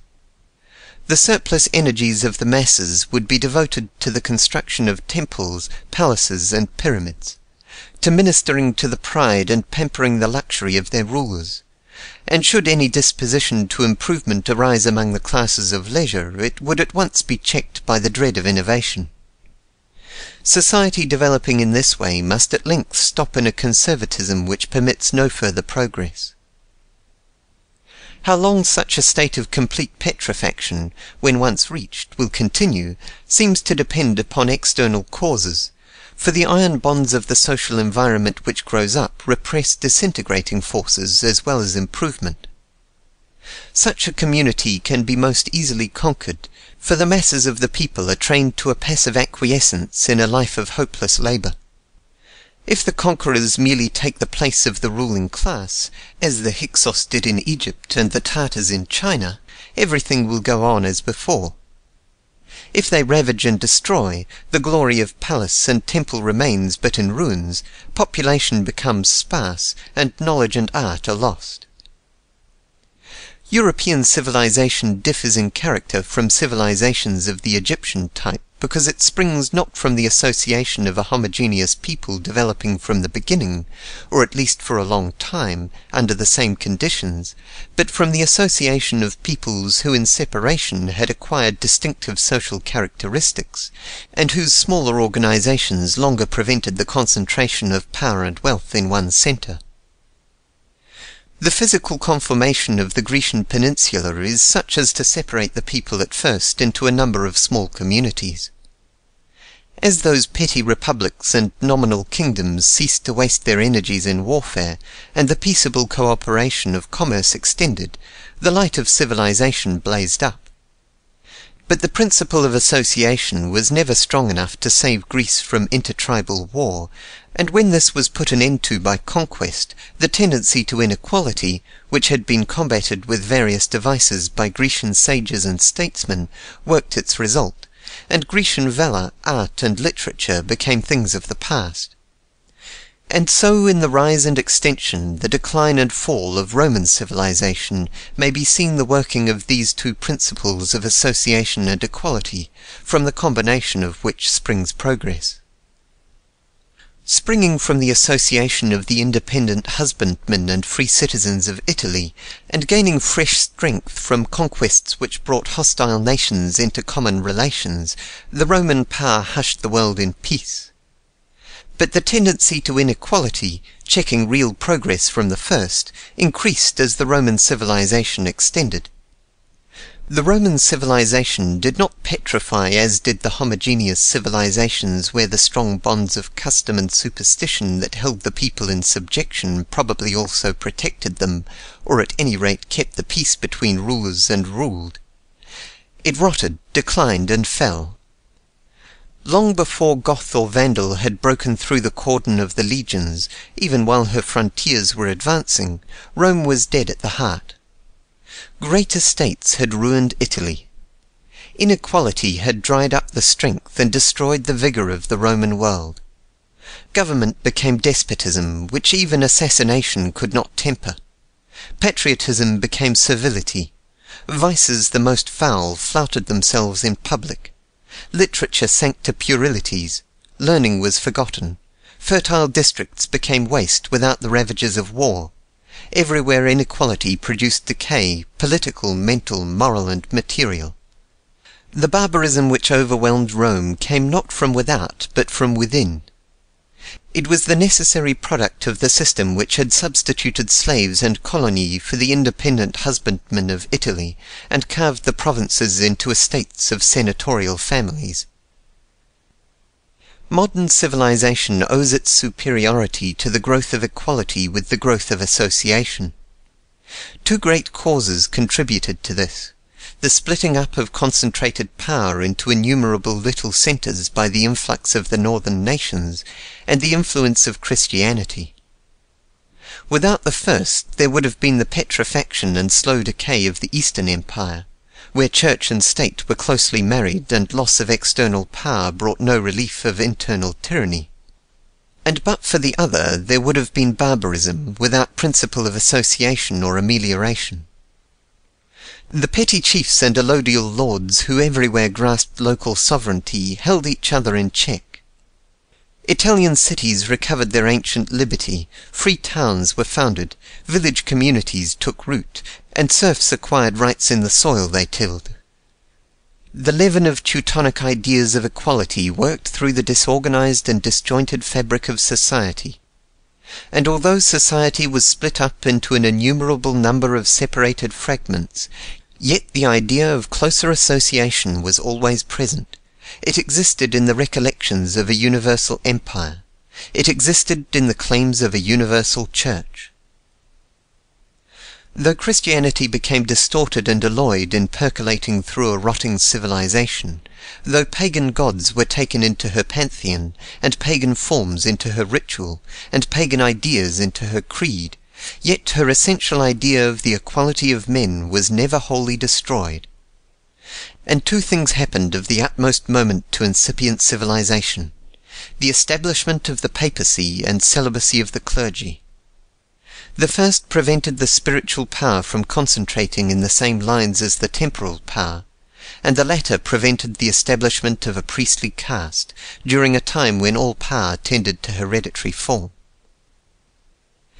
In her efforts for the abolition of slavery, in her truce of God, in her monastic orders, in her councils which united nations, and her edicts which ran without regard to political boundaries, in the low-born hands in which she placed a sign before which the proudest knelt, in her bishops who by concentration became the peers of the greatest nobles, in her servant of servants, for so his official title ran, who, by virtue of the ring of a simple fisherman, claimed the right to arbitrate between nations, and whose stirrup was held by kings, the Church, in spite of everything, was yet a promoter of association, a witness for the natural equality of men. And by the Church herself was nurtured a spirit that, when her early work of association and emancipation was well nigh done, when the ties she had knit had become strong, and the learning she had preserved had been given to the world, broke the chains with which she would have fettered the human mind, and in the great part of Europe rent her organization. The rise and growth of European civilization is too vast and complex a subject to be thrown into proper perspective and relation in a few paragraphs. But in all its details, as in its main features, it illustrates the truth that progress goes on just as society tends toward closer association and greater equality. Civilization is cooperation. Union and liberty are its factors. The great extension of association, not alone in the growth of larger and denser communities, but in the increase of commerce and the manifold exchanges which knit each community together and link them with other, though widely separated, communities. The growth of international and municipal law, the advances in security of property and of person, in individual liberty, and towards democratic government, advances, in short, towards the recognition of the equal rights to life, liberty, and the pursuit of happiness, it is these that make our modern civilization so much greater, so much higher, than any that has gone before. It is these that have set free the mental power which has rolled back the veil of ignorance which hid all but a small portion of the globe from men's knowledge, which has measured the orbits of the circling spheres and bids us see moving, pulsing life in a drop of water, which has opened to us the antechamber of nature's mysteries and read the secrets of a long-buried past, which has harnessed in our service physical forces beside which man's efforts are puny, and increased productive power by 1,000 great inventions. In that spirit of fatalism to which I have alluded as pervading current literature, it is the fashion to speak even of war and slavery as means of human progress. But war, which is the opposite of association, can aid progress only when it prevents further war or breaks down antisocial barriers which are themselves passive war. As for slavery, I cannot see how it could ever have aided in establishing freedom, and freedom, the synonym of equality, is, from the very rudest state in which man can be imagined, the stimulus and condition of progress. Auguste Comte's idea that the institution of slavery destroyed cannibalism is as fanciful as Elia's humorous notion of the way mankind acquired a taste for roast pig. It assumes that a propensity that has never been found developed in man save as the result of the most unnatural conditions, the direst want or the most brutalizing superstitions, is an original impulse, and that he, even in his lowest state, the highest of all animals, has natural appetites which the nobler brutes do not show. Footnote on brutalizing superstitions. The Sandwich Islanders did honor to their good chiefs by eating their bodies. Their bad and tyrannical chiefs they would not touch. The New Zealanders had a notion that by eating their enemies they acquired their strength and valour, and this seems to be the general origin of eating prisoners of war. End of footnote. And so of the idea that slavery began civilization by giving slave owners leisure for improvement. Slavery never did and never could aid improvement. Whether the community consist of a single master and a single slave, or of thousands of masters and millions of slaves, slavery necessarily involves a waste of human power. For not only is slave labour less productive than free labour, but the power of masters is likewise wasted in holding and watching their slaves, and is called away from directions in which real improvement lies. From first to last, slavery, like every other denial of the natural equality of men, has hampered and prevented progress. Just in proportion as slavery plays an important part in the social organization, does improvement cease. That in the classical world slavery was so universal is undoubtedly the reason why the mental activity which so polished literature and refined art never hit on any of the great discoveries and inventions which distinguish modern civilization. No slave-holding people ever were an inventive people. In a slave-holding community the upper classes may become luxurious and polished, but never inventive. Whatever degrades the labourer and robs him of the fruits of his toil stifles the spirit of invention and forbids the utilization of inventions and discoveries even when made. To freedom alone is given the spell of power which summons the genii in whose keeping are the treasures of earth and the viewless forces of the air. The law of human progress, what is it but the moral law? Just as social adjustments promote justice, just as they acknowledge the equality of right between man and man, just as they ensure to each the perfect liberty which is bounded only by the equal liberty of every other, must civilization advance. Just as they fail in this, must advancing civilization come to a halt and recede. Political economy and social science cannot teach any lessons that are not embraced in the simple truths that were taught to poor fishermen and Jewish peasants by one who 1800 years ago was crucified, the simple truths which, beneath the warpings of selfishness and the distortions of superstition, seem to underlie every religion that has ever striven to formulate the spiritual yearnings of man. Book 10, Chapter 4. How modern civilization may decline. The conclusion we have thus reached harmonizes completely with our previous conclusions. This consideration of the law of human progress not only brings the politico-economic laws, which in this inquiry we have worked out, within the scope of higher law, perhaps the very highest law our minds can grasp, but it proves that the making of land common property in the way I have proposed would give an enormous impetus to civilization, while the refusal to do so must entail retrogression.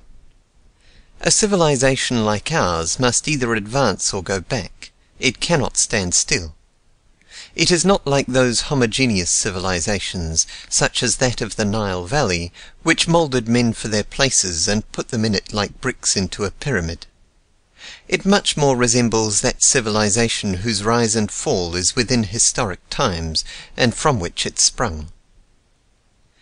There is just now a disposition to scoff at any implication that we are not in all respects progressing, and the spirit of our times is that of the edict which the flattering premier proposed to the Chinese emperor who burnt the ancient books, that all who may dare to speak together about the she and the shu be put to death, that those who make mention of the past so as to blame the present be put to death along with their relatives.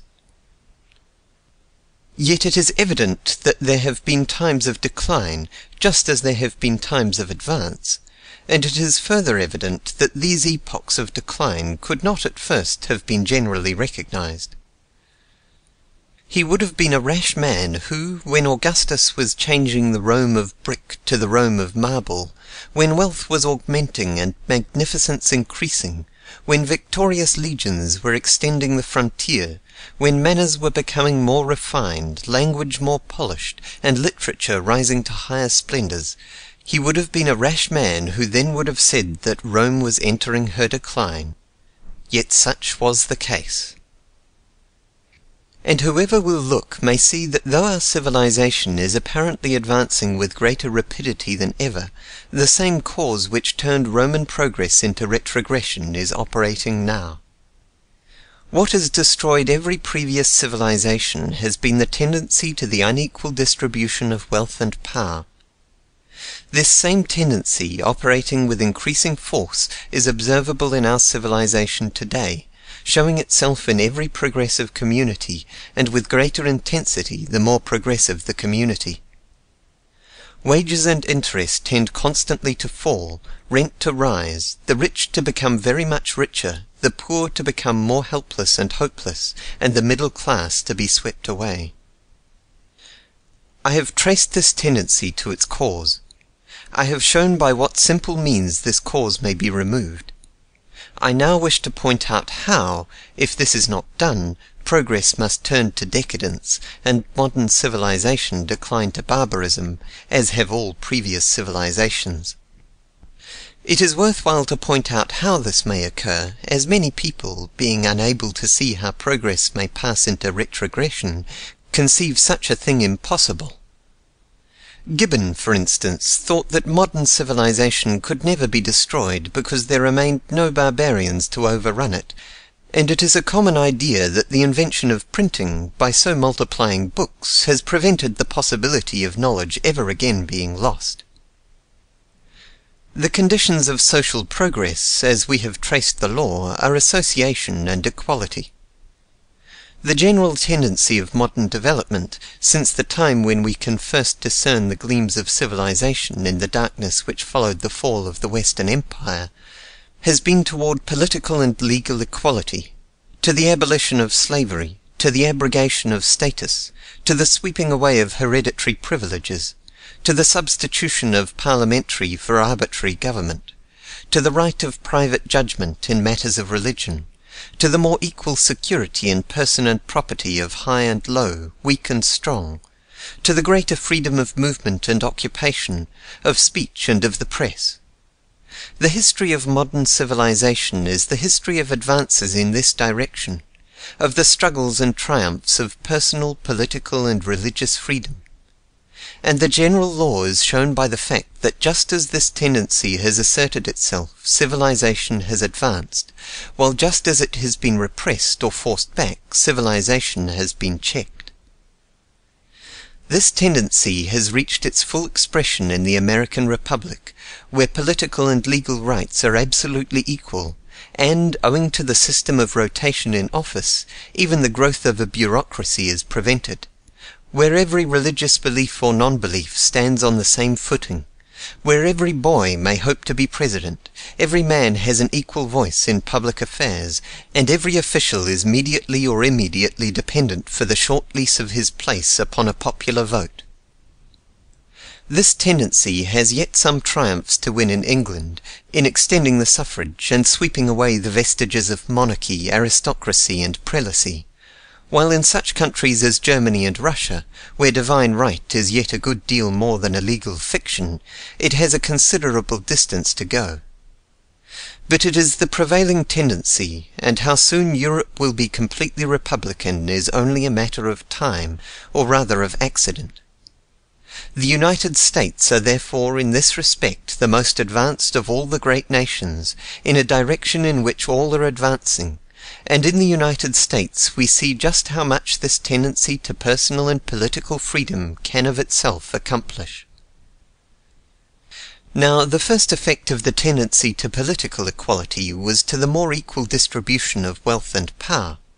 For, while population is comparatively sparse, inequality in the distribution of wealth is principally due to the inequality of personal rights, and it is only as material progress goes on that the tendency to inequality involved in the reduction of land to private ownership strongly appears. But it is now manifest that absolute political equality does not in itself prevent the tendency to inequality involved in the private ownership of land, and it is further evident that political equality, coexisting with an increasing tendency to the unequal distribution of wealth, must ultimately beget either the despotism of organized tyranny or the worse despotism of anarchy. To turn a republican government into a despotism, the basest and most brutal, it is not necessary formally to change its constitution or abandon popular elections. It was centuries after Caesar before the absolute master of the Roman world pretended to rule other than by authority of a senate that trembled before him. But forms are nothing when substance has gone, and the forms of popular government are those from which the substance of freedom may most easily go. Extremes meet, and a government of universal suffrage and theoretical equality may, under conditions which impel the change, most readily become a despotism. For their despotism advances in the name and with the might of the people. The single source of power once secured, everything is secured. There is no unfranchised class to whom appeal may be made, no privileged orders who in defending their own rights may defend those of all. No bulwark remains to stay the flood, no eminence to rise above it. They were belted barons led by a mitred archbishop who curbed the Plantagenet with Magna Carta. It was the middle classes who broke the pride of the Stuarts. But a mere aristocracy of wealth will never struggle while it can hope to bribe a tyrant. And when the disparity of condition increases, so does universal suffrage make it easy to seize the source of power, for the greater is the proportion of power in the hands of those who feel no direct interest in the conduct of government, who, tortured by want and imbruted by poverty, are ready to sell their votes to the highest bidder or follow the lead of the most blatant demagogue, or who, made bitter by hardships, may even look upon profligate and tyrannous government with the satisfaction we may imagine the proletarians and slaves of Rome to have felt as they saw a Caligula or a Nero raging among the rich patricians.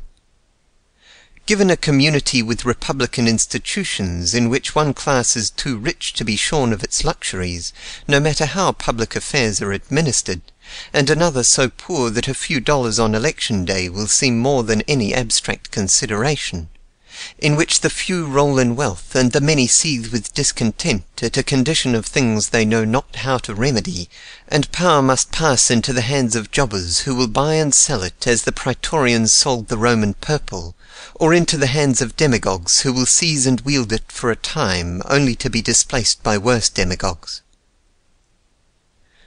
Where there is anything like an equal distribution of wealth, that is to say, where there is general patriotism, virtue, and intelligence, the more democratic the government, the better it will be. But where there is gross inequality in the distribution of wealth, the more democratic the government, the worse it will be. For, while rotten democracy may not in itself be worse than rotten autocracy, its effects upon national character will be worse. To give the suffrage to tramps, to paupers, to men whom the chance to labour is a boon, to men who must beg, or steal, or starve, is to invoke destruction. To put political power in the hands of men embittered and degraded by poverty is to tie firebrands to foxes and turn them loose amid the standing corn. It is to put out the eyes of a Samson and to twine his arms around the pillars of national life. Even the accidents of hereditary succession or of selection by lot, the plan of some of the ancient republics, may sometimes place the wise and just in power. But in a corrupt democracy the tendency is always to give power to the worst. Honesty and patriotism are weighed, and unscrupulousness commands success. The best gravitate to the bottom, the worst float to the top, and the vile will only be ousted by the viler. While as national character must gradually assimilate to the qualities that win power and consequently respect, that demoralization of opinion goes on which in the long panorama of history we may see over and over again transmuting races of freemen into races of slaves. As in England in the last century, when Parliament was but a close corporation of the aristocracy, a corrupt oligarchy clearly fenced off from the masses may exist without much effect on national character, because in that case power is associated in the popular mind with other things than corruption. But where there are no hereditary distinctions, and men are habitually seen to raise themselves by corrupt qualities from the lowest places to wealth and power, tolerance of these qualities finally becomes admiration. A corrupt democratic government must finally corrupt the people, and when a people become corrupt there is no resurrection. The life is gone, only the carcass remains, and it is left but for the ploughshares of fate to bury it out of sight. How this transformation of popular government into despotism of the vilest and most degrading kind, which must inevitably result from the unequal distribution of wealth, is not a thing of the far future. It is already begun in the United States, and is rapidly going on under our eyes.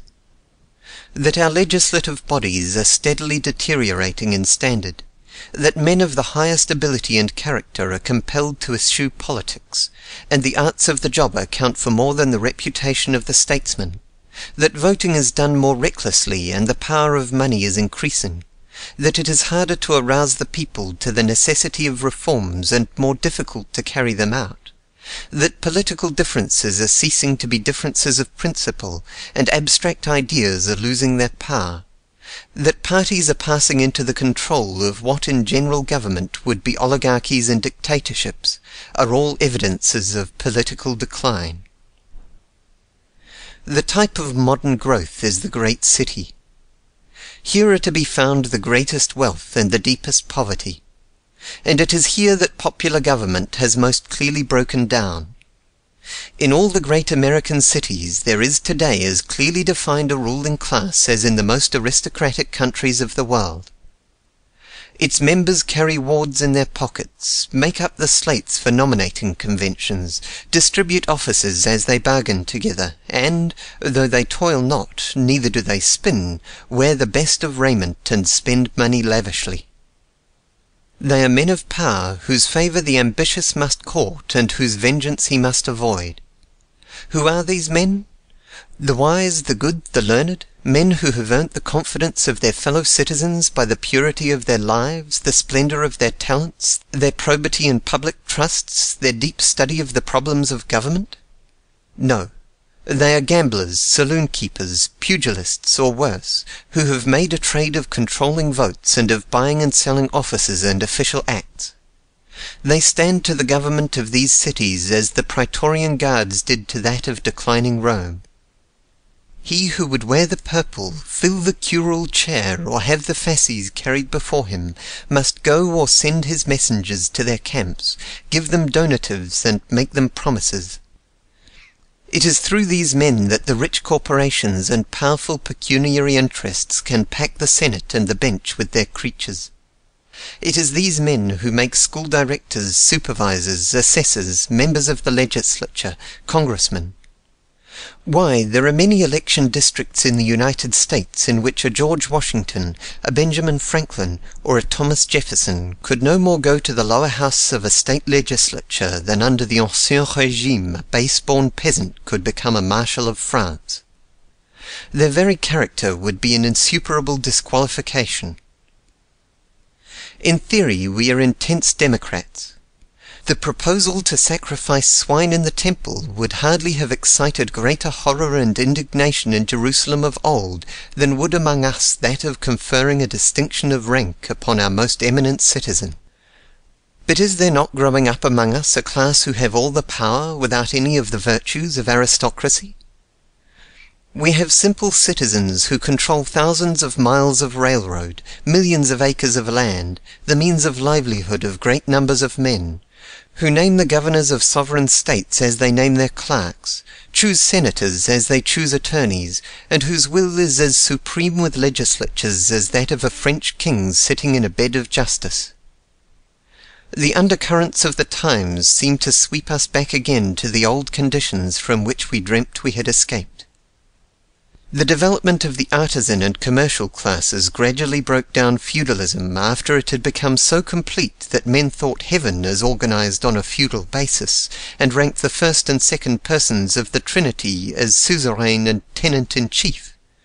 But now the development of manufactures and exchange, acting in a social organization in which land is made private property, threatens to compel every worker to seek a master, as the insecurity which followed the final break-up of the Roman Empire compelled every freeman to seek a lord.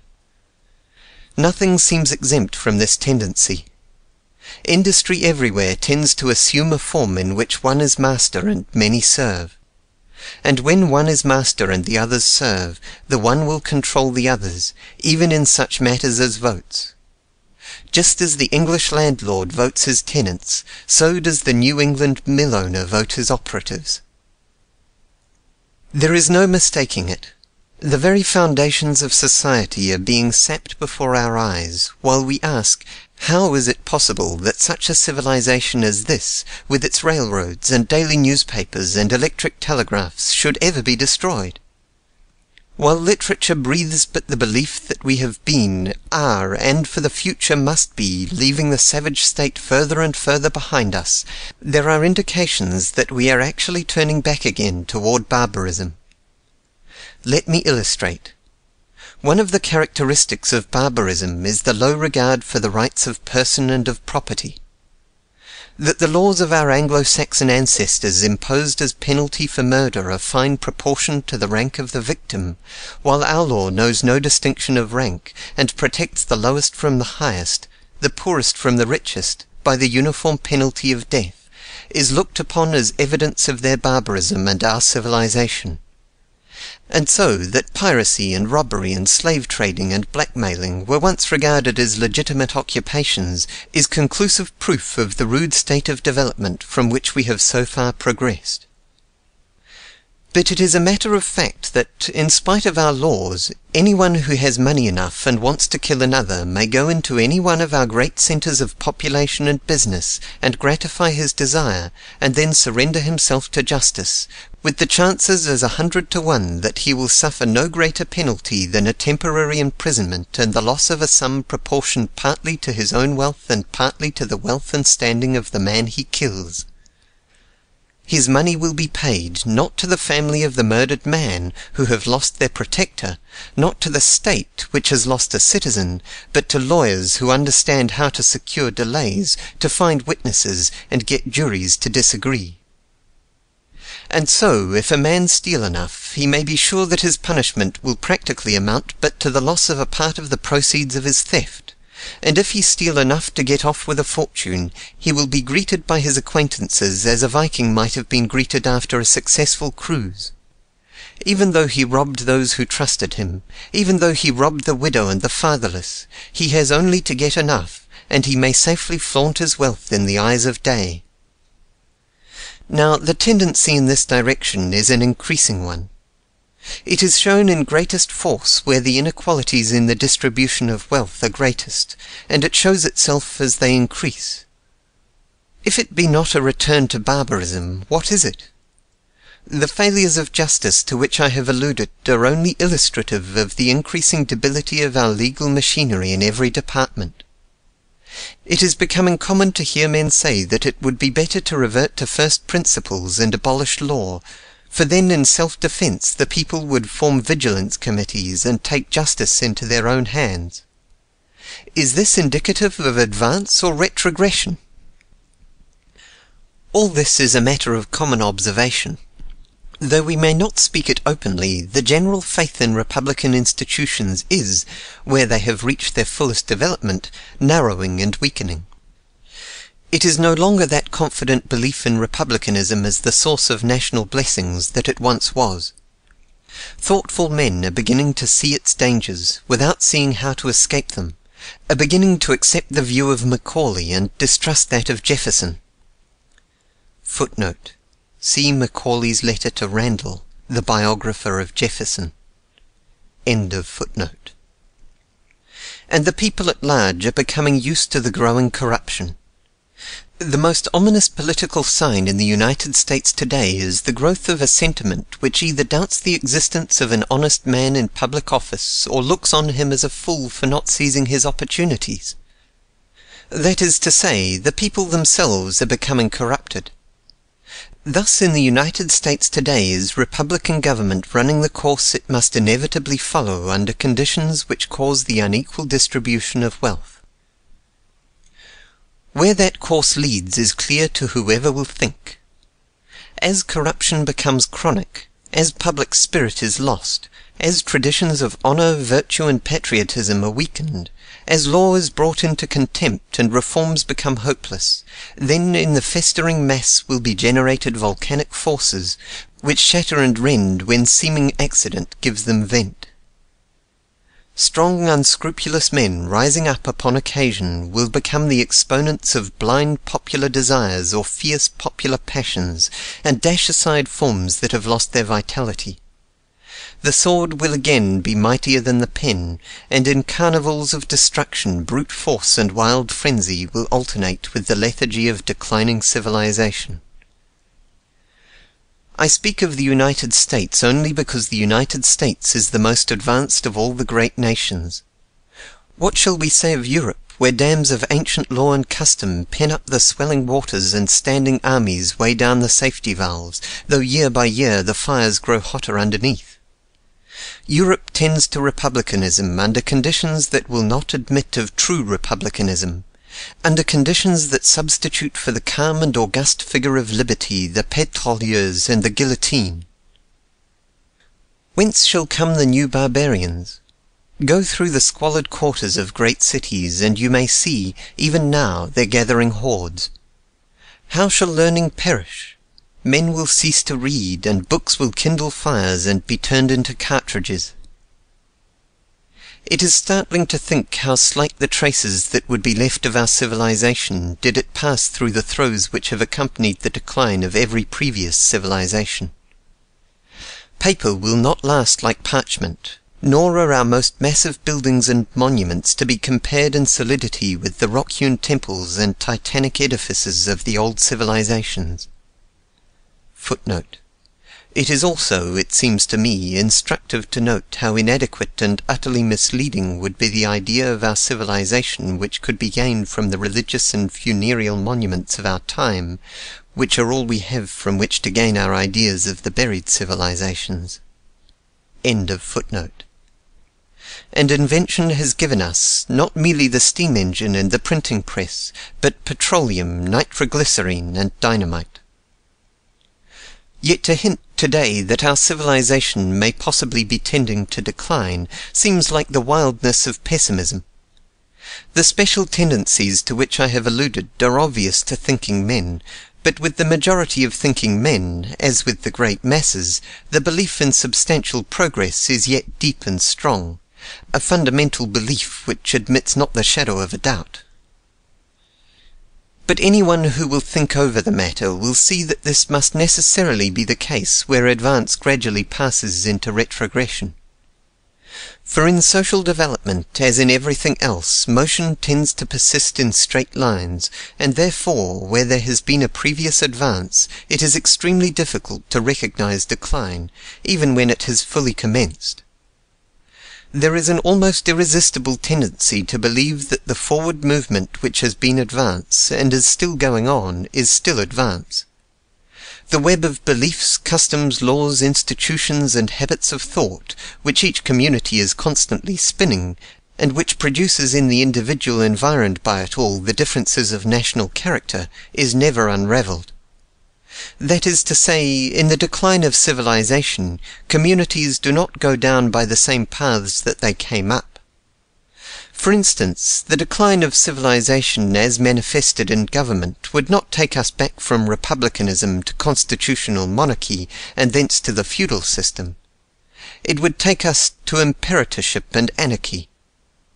As manifested in religion, it would not take us back into the faiths of our forefathers, into Protestantism or Catholicity, but into new forms of superstition, of which possibly Mormonism and other even grosser isms may give some vague idea.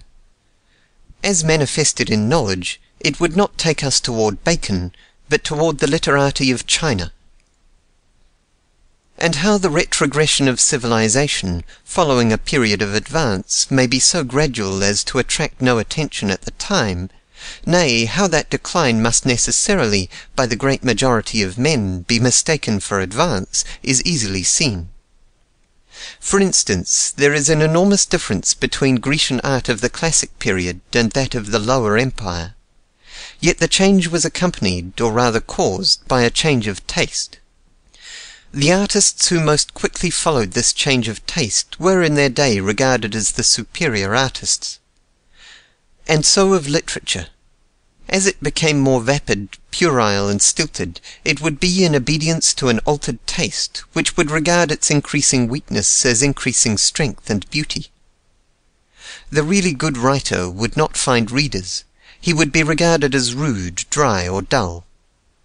And so would the drama decline, not because there was a lack of good plays, but because the prevailing taste became more and more that of a less cultured class, who, of course, regard that which they most admire as the best of its kind.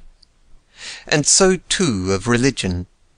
The superstitions which a superstitious people will add to it will be regarded by them as improvements, while, as the decline goes on, the return to barbarism, where it is not in itself regarded as an advance, will seem necessary to meet the exigencies of the times.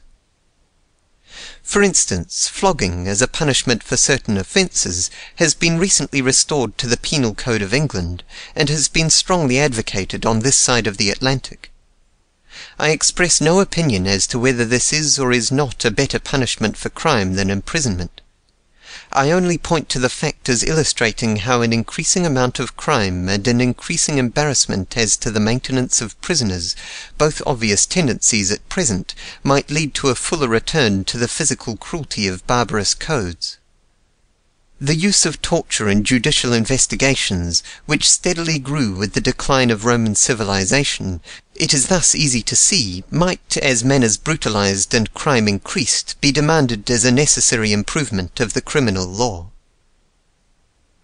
Whether in the present drifts of opinion and taste there are as yet any indications of retrogression, it is not necessary to inquire. But there are many things about which there can be no dispute, which go to show that our civilization has reached a critical period, and that unless a new start is made in the direction of social equality, the 19th century may to the future mark its climax. These industrial depressions, which cause as much waste and suffering as famines or wars, are like the twinges and shocks which precede paralysis. Everywhere it is evident that the tendency to inequality, which is the necessary result of material progress where land is monopolized, cannot go much further without carrying our civilization into that downward path which is so easy to enter and so hard to abandon. Everywhere the increasing intensity of the struggle to live, the increasing necessity for straining every nerve to prevent being thrown down and trodden underfoot in the scramble for wealth, is draining the forces which gain and maintain improvement. In every civilized country, pauperism, crime, insanity, and suicides are increasing. In every civilized country, the diseases are increasing which come from overstrained nerves, from insufficient nourishment, from squalid lodgings, from unwholesome and monotonous occupations, from premature labor of children, from the tasks and crimes which poverty imposes upon women. In every highly civilized country, the expectation of life, which gradually rose for several centuries, and which seems to have culminated about the first quarter of this century, appears to be now diminishing. Footnote: Statistics which show these things are collected in convenient form in a volume entitled Deterioration and Race Education by Samuel Royce, which has been largely distributed by the Venerable Peter Cooper of New York. Strangely enough, the only remedy proposed by Mr. Royce is the establishment of kindergarten schools. End of footnote. It is not an advancing civilization that such figures show. It is a civilization which in its undercurrents has already begun to recede. When the tide turns in bay or river from flood to ebb, it is not all at once. But here it still runs on, though there it has begun to recede. When the sun passes the meridian, it can be told only by the way the short shadows fall, for the heat of the day yet increases.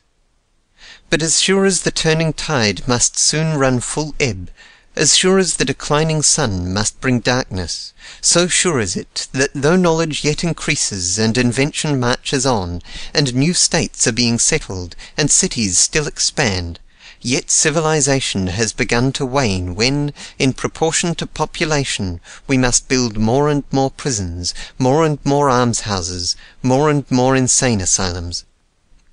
It is not from top to bottom that societies die. It is from bottom to top.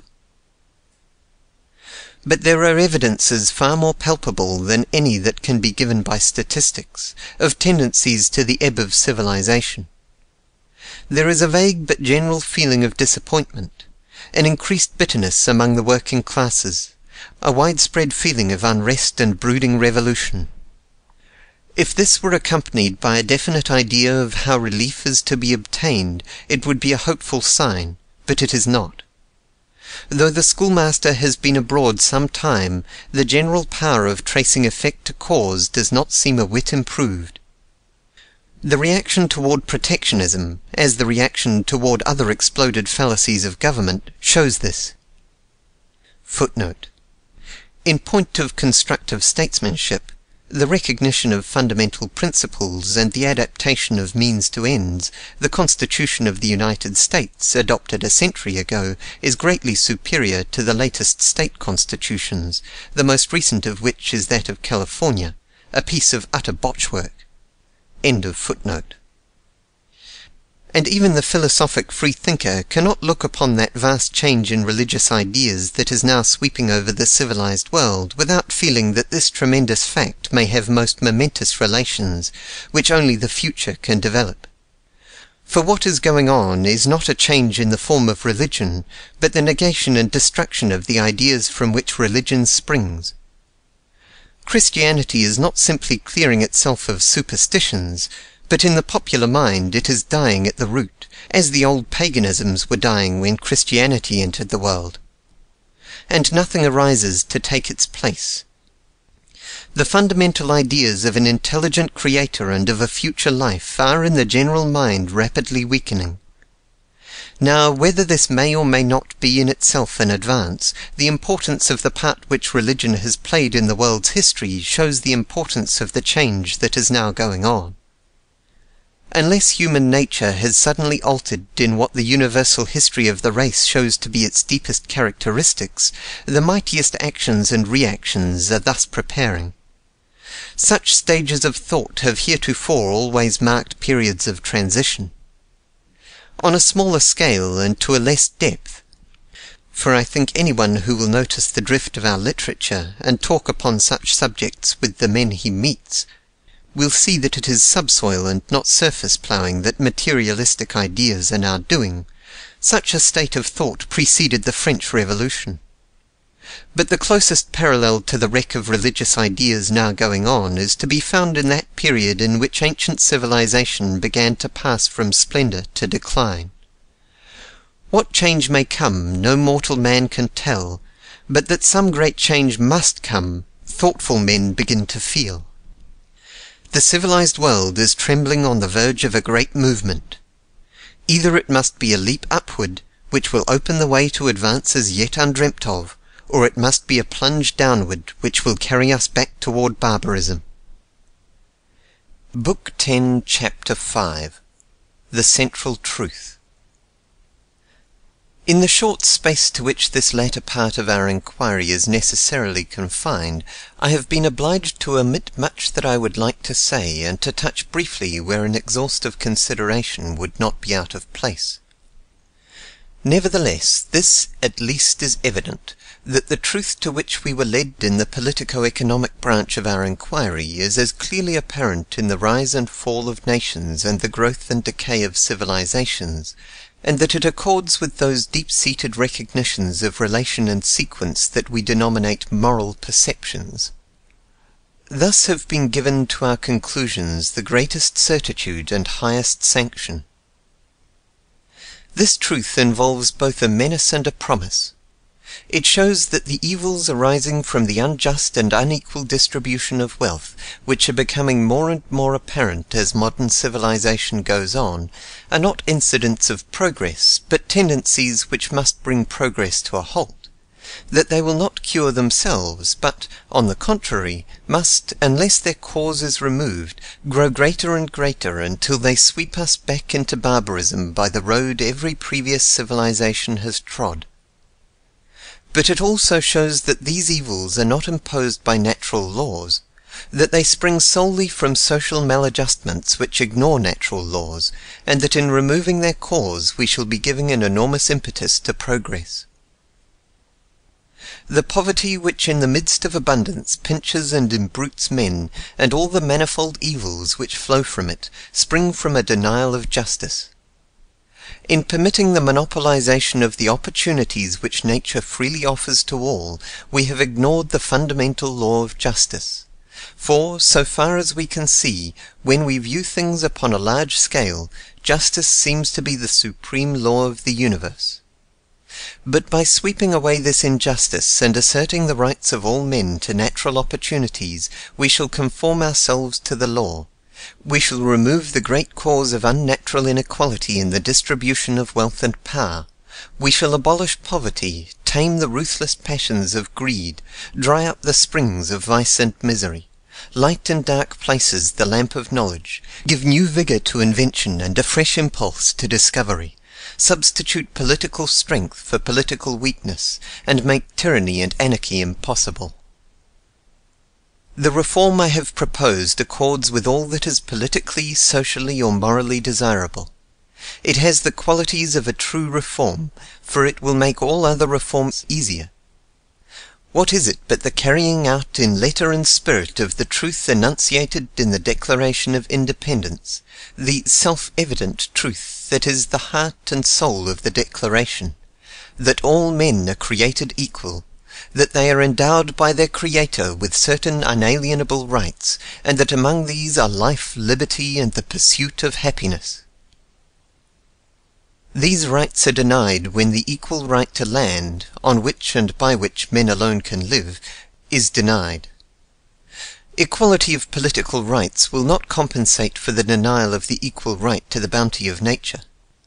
Political liberty, when the equal right to land is denied, becomes, as population increases and invention goes on, merely the liberty to compete for employment at starvation wages.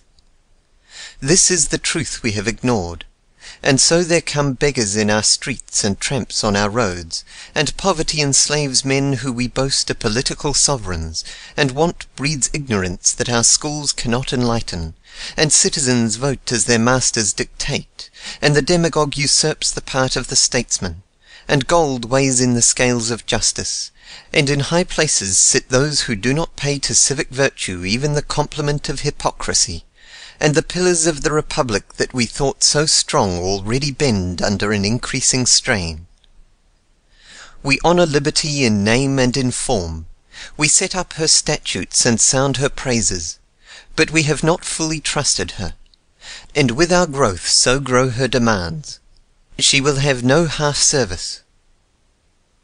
Liberty, it is a word to conjure with, not to vex the ear in empty boastings. For liberty means justice, and justice is the natural law, the law of health and symmetry and strength, of fraternity and cooperation. They who look upon liberty as having accomplished her mission when she has abolished hereditary privileges and given men the ballot, who think of her as having no further relations to the everyday affairs of life, have not seen her real grandeur. To them, the poets who have sung of her must seem rhapsodists, and her martyrs fools. As the sun is the lord of life as well as of light, as his beams not merely pierce the clouds, but support all growth, supply all motion, and call forth from what would otherwise be a cold and inert mass all the infinite diversities of being and beauty, so is liberty to mankind. It is not for an abstraction that men have toiled and died, that in every age the witnesses of liberty have stood forth, and the martyrs of liberty have suffered. We speak of liberty as one thing, and of virtue, wealth, knowledge, invention, national strength, and national independence as other things. But, of all these, liberty is the source, the mother, the necessary condition. She is to virtue what light is to colour, to wealth what sunshine is to grain, to knowledge what eyes are to sight. She is the genius of invention, the brawn of national strength, the spirit of national independence. Where liberty rises, there virtue grows, wealth increases, knowledge expands, invention multiplies human powers, and in strength and spirit the freer nation rises among her neighbours as Saul amid his brethren, taller and fairer. Where liberty sinks, there virtue fades, wealth diminishes, knowledge is forgotten, invention ceases, and empires once mighty in arms and arts become a helpless prey to freer barbarians. Only in broken gleams and partial light has the sun of liberty yet beamed among men, but all progress hath she called forth. Liberty came to a race of slaves crouching under Egyptian whips, and led them forth from the house of bondage.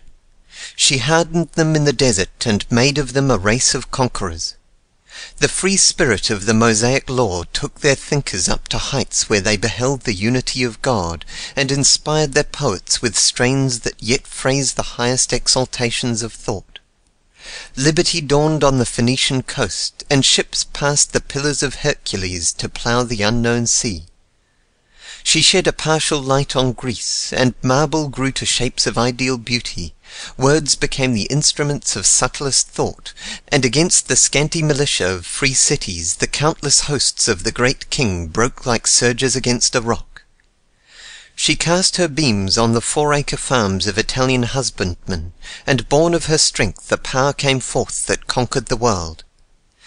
They glinted from shields of German warriors, and Augustus wept his legions.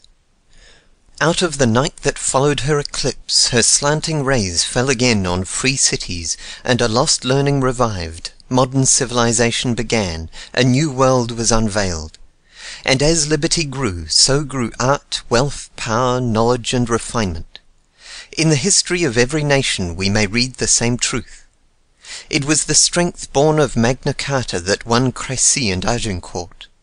It was the revival of liberty from the despotism of the Tudors that glorified the Elizabethan age. It was the spirit that brought a crowned tyrant to the block that planted here the seed of a mighty tree. It was the energy of an ancient freedom that, the moment it had gained unity, made Spain the mightiest power of the world, only to fall to the lowest depth of weakness when tyranny succeeded liberty. See in France all intellectual vigour dying under the tyranny of the 17th century to revive in splendour as liberty awoke in the 18th, and on the enfranchisement of French peasants in the Great Revolution basing the wonderful strength that has in our time defied defeat. Shall we not trust her? In our time, as in times before, creep on the insidious forces that, producing inequality, destroy liberty. On the horizon the clouds begin to lower. Liberty calls to us again. We must follow her further. We must trust her fully. Either we must wholly accept her, or she will not stay. It is not enough that men should vote. It is not enough that they should be theoretically equal before the law. They must have liberty to avail themselves of the opportunities and means of life. They must stand on equal terms with reference to the bounty of nature. Either this, or liberty withdraws her light. Either this, or darkness comes on, and the very forces that progress has evolved turn to powers that work destruction. This is the universal law. This is the lesson of the centuries. Unless its foundations be laid in justice, the social structure cannot stand. Our primary social adjustment is a denial of justice. In allowing one man to own the land on which and from which other men must live, we have made them his bondsmen in a degree which increases as material progress goes on.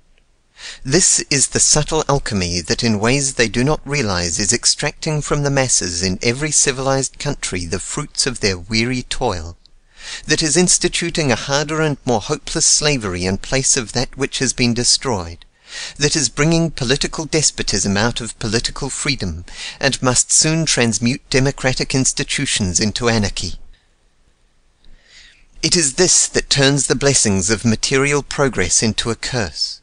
It is this that crowds human beings into noisome cellars and squalid tenement houses, that fills prisons and brothels, that goads men with want and consumes them with greed, that robs women of the grace and beauty of perfect womanhood, that takes from little children the joy and innocence of life's morning.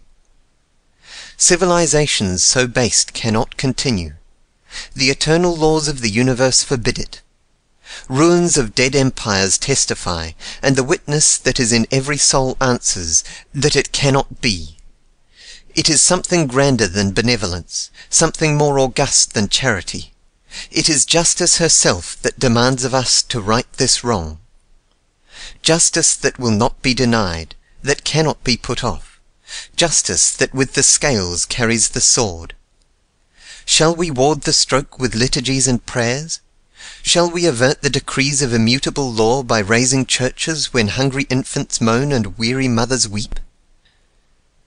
Though it may take the language of prayer, it is blasphemy that attributes to the inscrutable decrees of Providence the suffering and brutishness that come of poverty, that turns with folded hands to the All-Father and lays on him the responsibility for the want and crime of our great cities. We degrade the everlasting, we slander the just one. A merciful man would have better ordered the world. A just man would crush with his foot such an ulcerous ant-hill. It is not the Almighty, but we who are responsible for the vice and misery that fester amid our civilization. The Creator showers upon us his gifts, more than enough for all. But like swine scrambling for food, we tread them in the mire, while we tear and rend each other.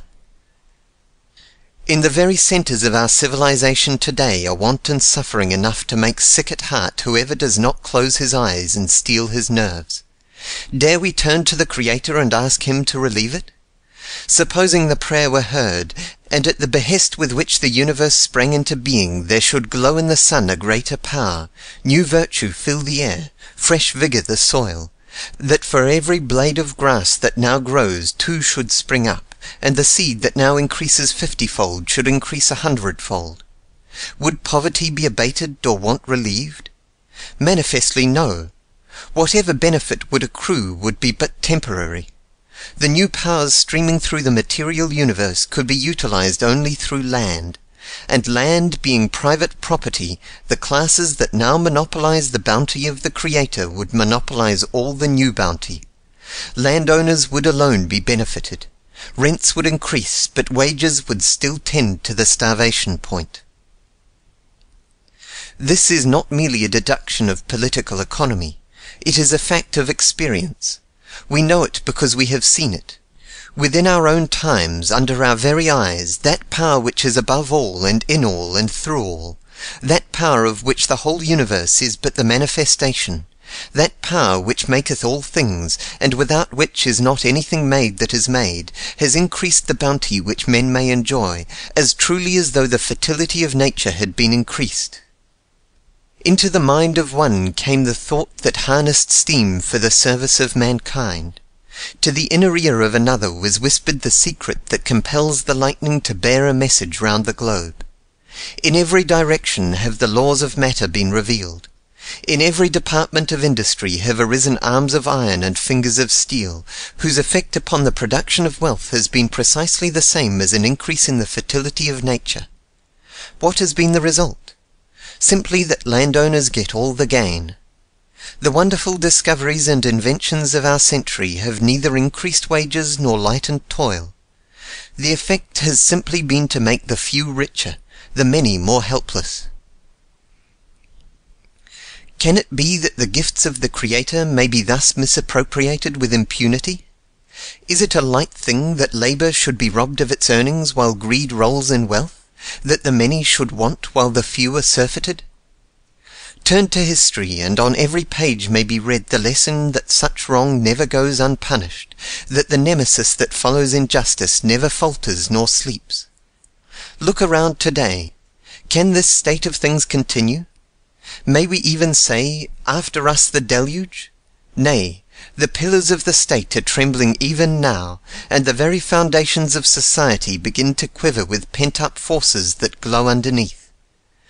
The struggle that must either revivify or convulse in ruin is near at hand, if it be not already begun. The fiat has gone forth. With steam and electricity and the new powers born of progress, forces have entered the world that will either compel us to a higher plane or overwhelm us, as nation after nation, as civilization after civilization, have been overwhelmed before.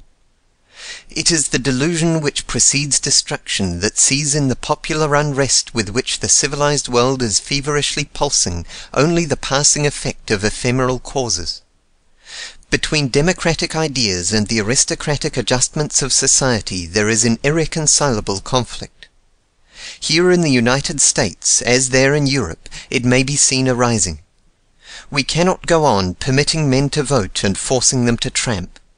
We cannot go on educating boys and girls in our public schools and then refusing them the right to earn an honest living. We cannot go on prating of the inalienable rights of man and then denying the inalienable right to the bounty of the Creator. Even now in old bottles the new wine begins to ferment, and elemental forces gather for the strife. But if, while there is yet time, we turn to justice and obey her, if we trust liberty and follow her, the dangers that now threaten must disappear, the forces that now menace will turn to agencies of elevation. Think of the powers now wasted, of the infinite fields of knowledge yet to be explored, of the possibilities of which the wondrous inventions of this century give us but a hint. With want destroyed, with greed changed to noble passions, with the fraternity that is born of equality taking the place of the jealousy and fear that now array men against each other, with mental power loosed by conditions that give to the humblest comfort and leisure, and who shall measure the heights to which our civilization may soar? Words fail the thought. It is the golden age of which poets have sung and high-raised seers have told in metaphor. It is the glorious vision which has always haunted man with gleams of fitful splendor. It is what he saw whose eyes at Patmos were closed in a trance. It is the culmination of Christianity, the city of God on earth, with its walls of jasper and its gates of pearl. It is the reign of the Prince of Peace. Conclusion. The problem of individual life. The days of the nations bear no trace of all the sunshine so far foretold.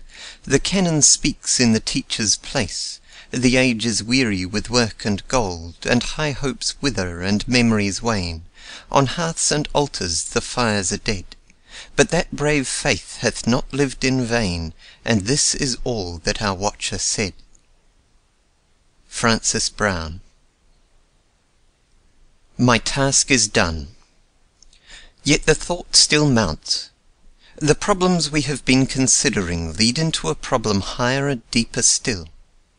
Behind the problems of social life lies the problem of individual life. I have found it impossible to think of the one without thinking of the other, and so I imagine will it be with those who, reading this book, go with me in thought. For, as says Guizot, when the history of civilization is completed, when there is nothing more to say as to our present existence, man inevitably asks himself whether all is exhausted, whether he has reached the end of all things. This problem I cannot now discuss. I speak of it only because the thought which, while writing this book, has come with inexpressible cheer to me, may also be of cheer to some who read it. For, whatever be its fate, it will be read by some who in their heart of hearts have taken the cross of a new crusade. This thought will come to them without my suggestion, but we are surer that we see a star when we know that others also see it. The truth that I have tried to make clear will not find easy acceptance. If that could be, it would have been accepted long ago. If that could be, it would never have been obscured. But it will find friends, those who will toil for it, suffer for it, if need be die for it. This is the power of truth. Will it at length prevail? Ultimately, yes. But in our own times, or in times of which any memory of us remains, who shall say? For the man who, seeing the want and misery, the ignorance and brutishness caused by unjust social institutions, sets himself, in so far as he has strength, to right them, there is disappointment and bitterness. So it has been of old time. So it is even now. But the bitterest thought, and it sometimes comes to the best and bravest, is that of the hopelessness of the effort, the futility of the sacrifice. To how few of those who sow the seed is it given to see it grow, or even with certainty to know that it will grow? Let us not disguise it. Over and over again has the standard of truth and justice been raised in this world. Over and over again has it been trampled down, oftentimes in blood. If they are weak forces that are opposed to truth, how should error so long prevail? If justice has but to raise her head to have injustice flee before her, how should the wail of the oppressed so long go up? But for those who see truth and would follow her, for those who recognize justice and would stand for her, success is not the only thing. Success! Why, falsehood has often that to give, and injustice often has that to give. Must not truth and justice have something to give that is their own by proper right, theirs in essence and not by accident? That they have, and that here and now, everyone who has felt their exaltation knows. But sometimes the clouds sweep down. It is sad, sad reading the lives of men who would have done something for their fellows. To Socrates they gave the hemlock. Gracchus they killed with sticks and stones. And one, greatest and purest of all, they crucified. These seem but types. Today Russian prisons are full, and in long processions men and women who, but for high-minded patriotism, might have lived in ease and luxury, move in chains towards the death in life of Siberia. And in penury and want, in neglect and contempt, destitute even of the sympathy that would have been so sweet, how many in every country have closed their eyes? This we see. But do we see it all? In writing I have picked up a newspaper. In it is a short account, evidently translated from a semi-official report, of the execution of 3 nihilists at Kiev. The Prussian subject Brandner, the unknown man calling himself Antonov, and the nobleman Osinski. At the foot of the gallows they were permitted to kiss one another. Then the hangman cut the rope, the surgeons pronounced the victims dead, the bodies were buried at the foot of the scaffold, and the nihilists were given up to eternal oblivion. Thus says the account. I do not believe it. No, not to oblivion. I have in this inquiry followed the course of my own thought. When in mind I set out on it, I had no theory to support, no conclusions to prove. Only when I first realized the squalid misery of a great city, it appalled and tormented me, and would not let me rest, for thinking of what caused it, and how it could be cured. But out of this inquiry has come to me something I did not think to find, and a faith that was dead revives. The yearning for a further life is natural and deep. It grows with intellectual growth, and perhaps none really feel it more than those who have begun to see how great is the universe, and how infinite are the vistas which every advance in knowledge opens before us, vistas which would require nothing short of eternity to explore. But in the mental atmosphere of our times, to the great majority of men on whom mere creeds have lost their hold, it seems impossible to look on this yearning save as a vain and childish hope, arising from man's egotism, and for which there is not the slightest ground or warrant, but which, on the contrary, seems inconsistent with positive knowledge. Now, when we come to analyze and trace up the ideas that thus destroy the hope of a future life, we shall find them, I think, to have their source, not in any revelations of physical science, but in certain teachings of political and social science which have deeply permeated thought in all directions. They have their root in the doctrines that there is a tendency to the production of more human beings than can be provided for, that vice and misery are the result of natural laws and the means by which advance goes on, and that human progress is by a slow race development.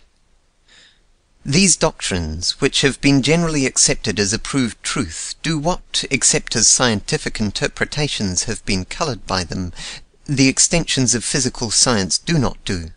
They reduce the individual to insignificance. They destroy the idea that there can be in the ordering of the universe any regard for his existence, or any recognition of what we call moral qualities. It is difficult to reconcile the idea of human immortality with the idea that nature wastes men by constantly bringing them into being where there is no room for them. It is impossible to reconcile the idea of an intelligent and beneficent Creator with the belief that the wretchedness and degradation which are the lot of such a large proportion of humankind result from His enactments, while the idea that man mentally and physically is the result of slow modifications perpetuated by heredity irresistibly suggests the idea that it is the race life, not the individual life, which is the object of human existence. Thus has vanished with many of us, and is still vanishing with more of us, that belief which in the battles and ills of life affords the strongest support and deepest consolation. Now, in the inquiry through which we have passed, we have met these doctrines and seen their fallacy. We have seen that population does not tend to outrun subsistence. We have seen that the waste of human powers and the prodigality of human suffering do not spring from natural laws, but from the ignorance and selfishness of men in refusing to conform to natural laws. We have seen that human progress is not by altering the nature of men, but that, on the contrary, the nature of men seems, generally speaking, always the same. Thus the nightmare which is banishing from the modern world the belief in a future life is destroyed. Not that all difficulties are removed, for turn which way we may, we come to what we cannot comprehend, but that difficulties are removed which seem conclusive and insuperable, and thus hope springs up. But this is not all. Political economy has been called the dismal science, and as currently taught, is hopeless and despairing. But this, as we have seen, is solely because she has been degraded and shackled, her truths dislocated, her harmonies ignored, the words she would utter gagged in her mouth, and her protest against wrong turned into an endorsement of injustice. Freed, as I have tried to free her, in her own proper symmetry, political economy is radiant with hope. For properly understood, the laws which govern the production and distribution of wealth show that the want and injustice of the present social state are not necessary, but that, on the contrary, a social state is possible in which poverty would be unknown, and all the better qualities and higher powers of human nature would have opportunity for full development. And, further than this, when we see that societal development is governed neither by a special providence nor by a merciless fate, but by law, at once unchangeable and beneficent, when we see that human will is the great factor, and that taking men in the aggregate, their condition is as they make it, when we see that economic law and moral law are essentially one, and that the truth which the intellect grasps after toilsome effort is but that which the moral sense reaches by a quick intuition, a flood of light breaks in upon the problem of individual life.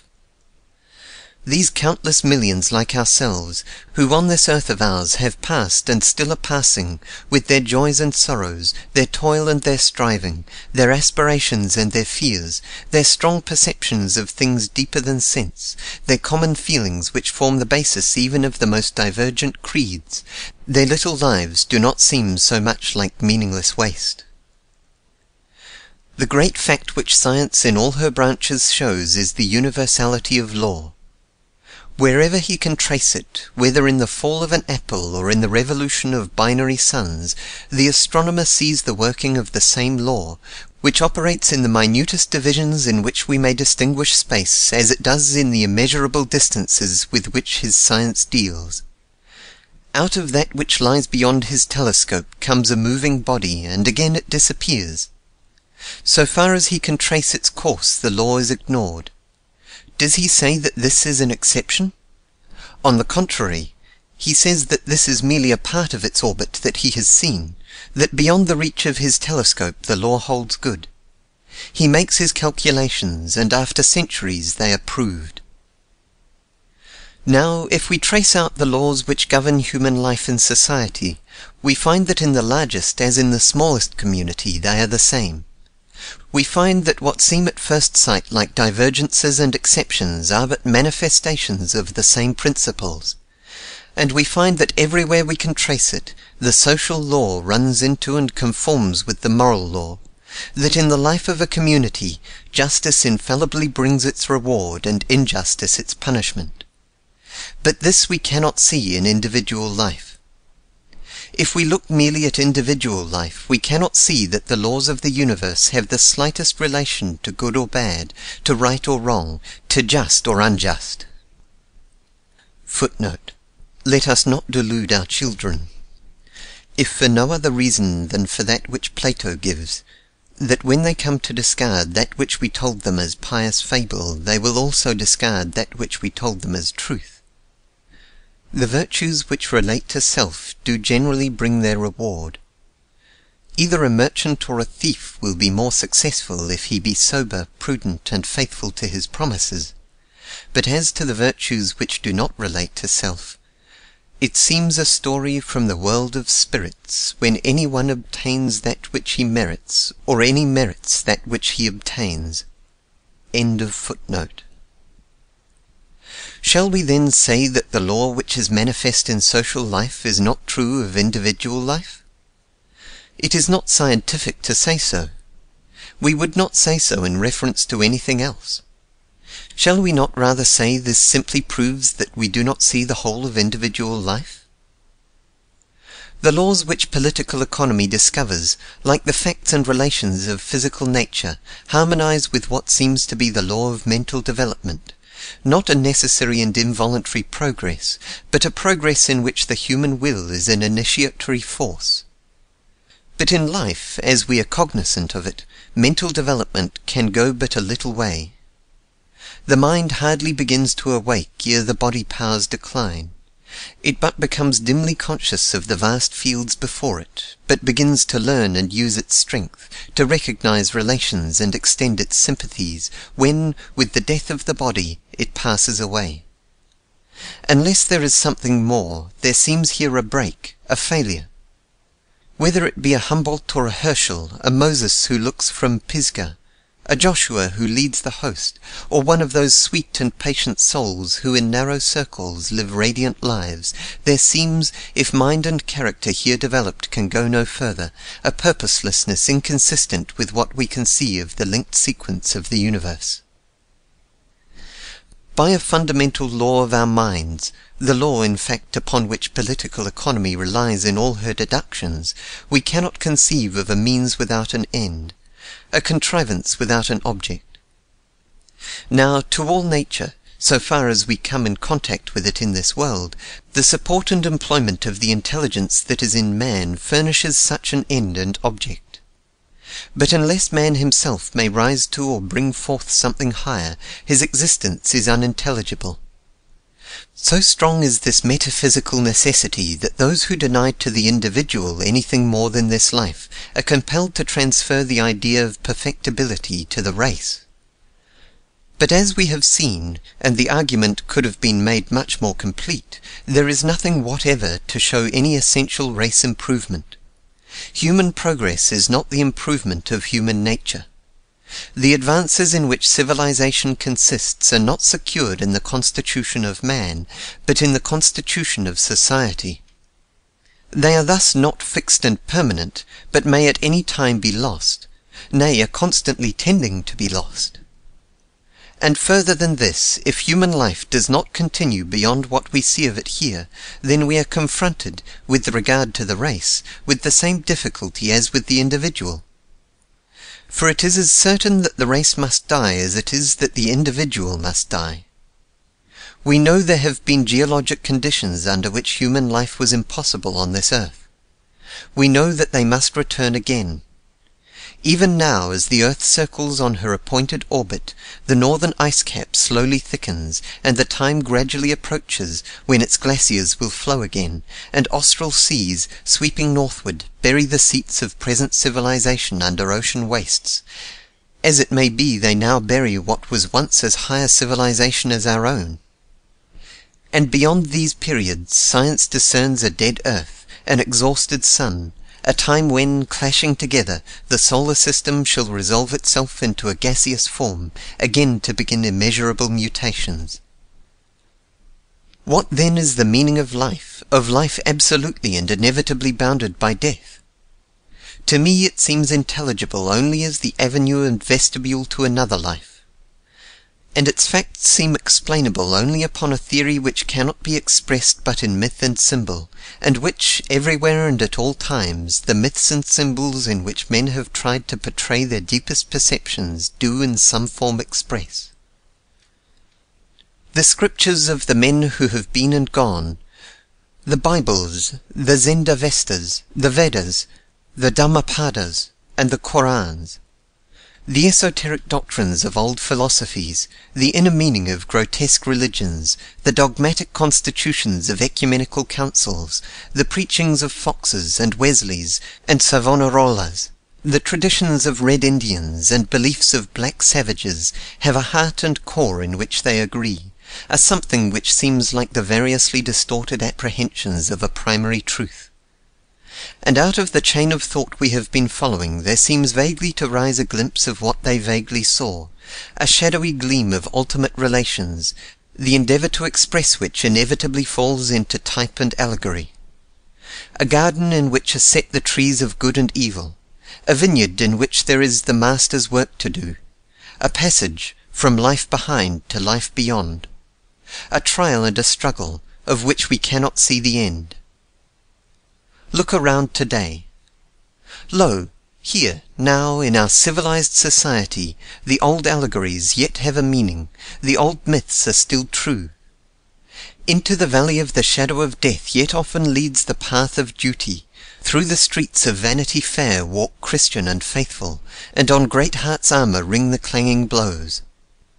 Ormuzd still fights with Ahriman, the Prince of Light with the powers of darkness. He who will hear, to him the clarions of the battle call. How they call and call and call, till the heart swells that hears them. Strong soul and high endeavour, the world needs them now.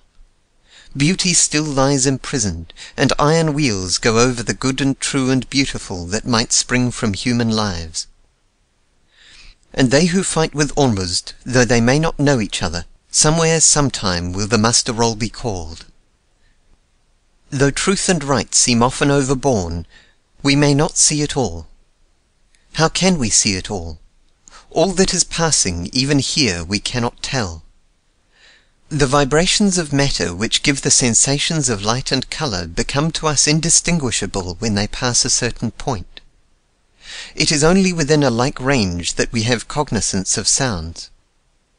Even animals have senses which we have not. And here?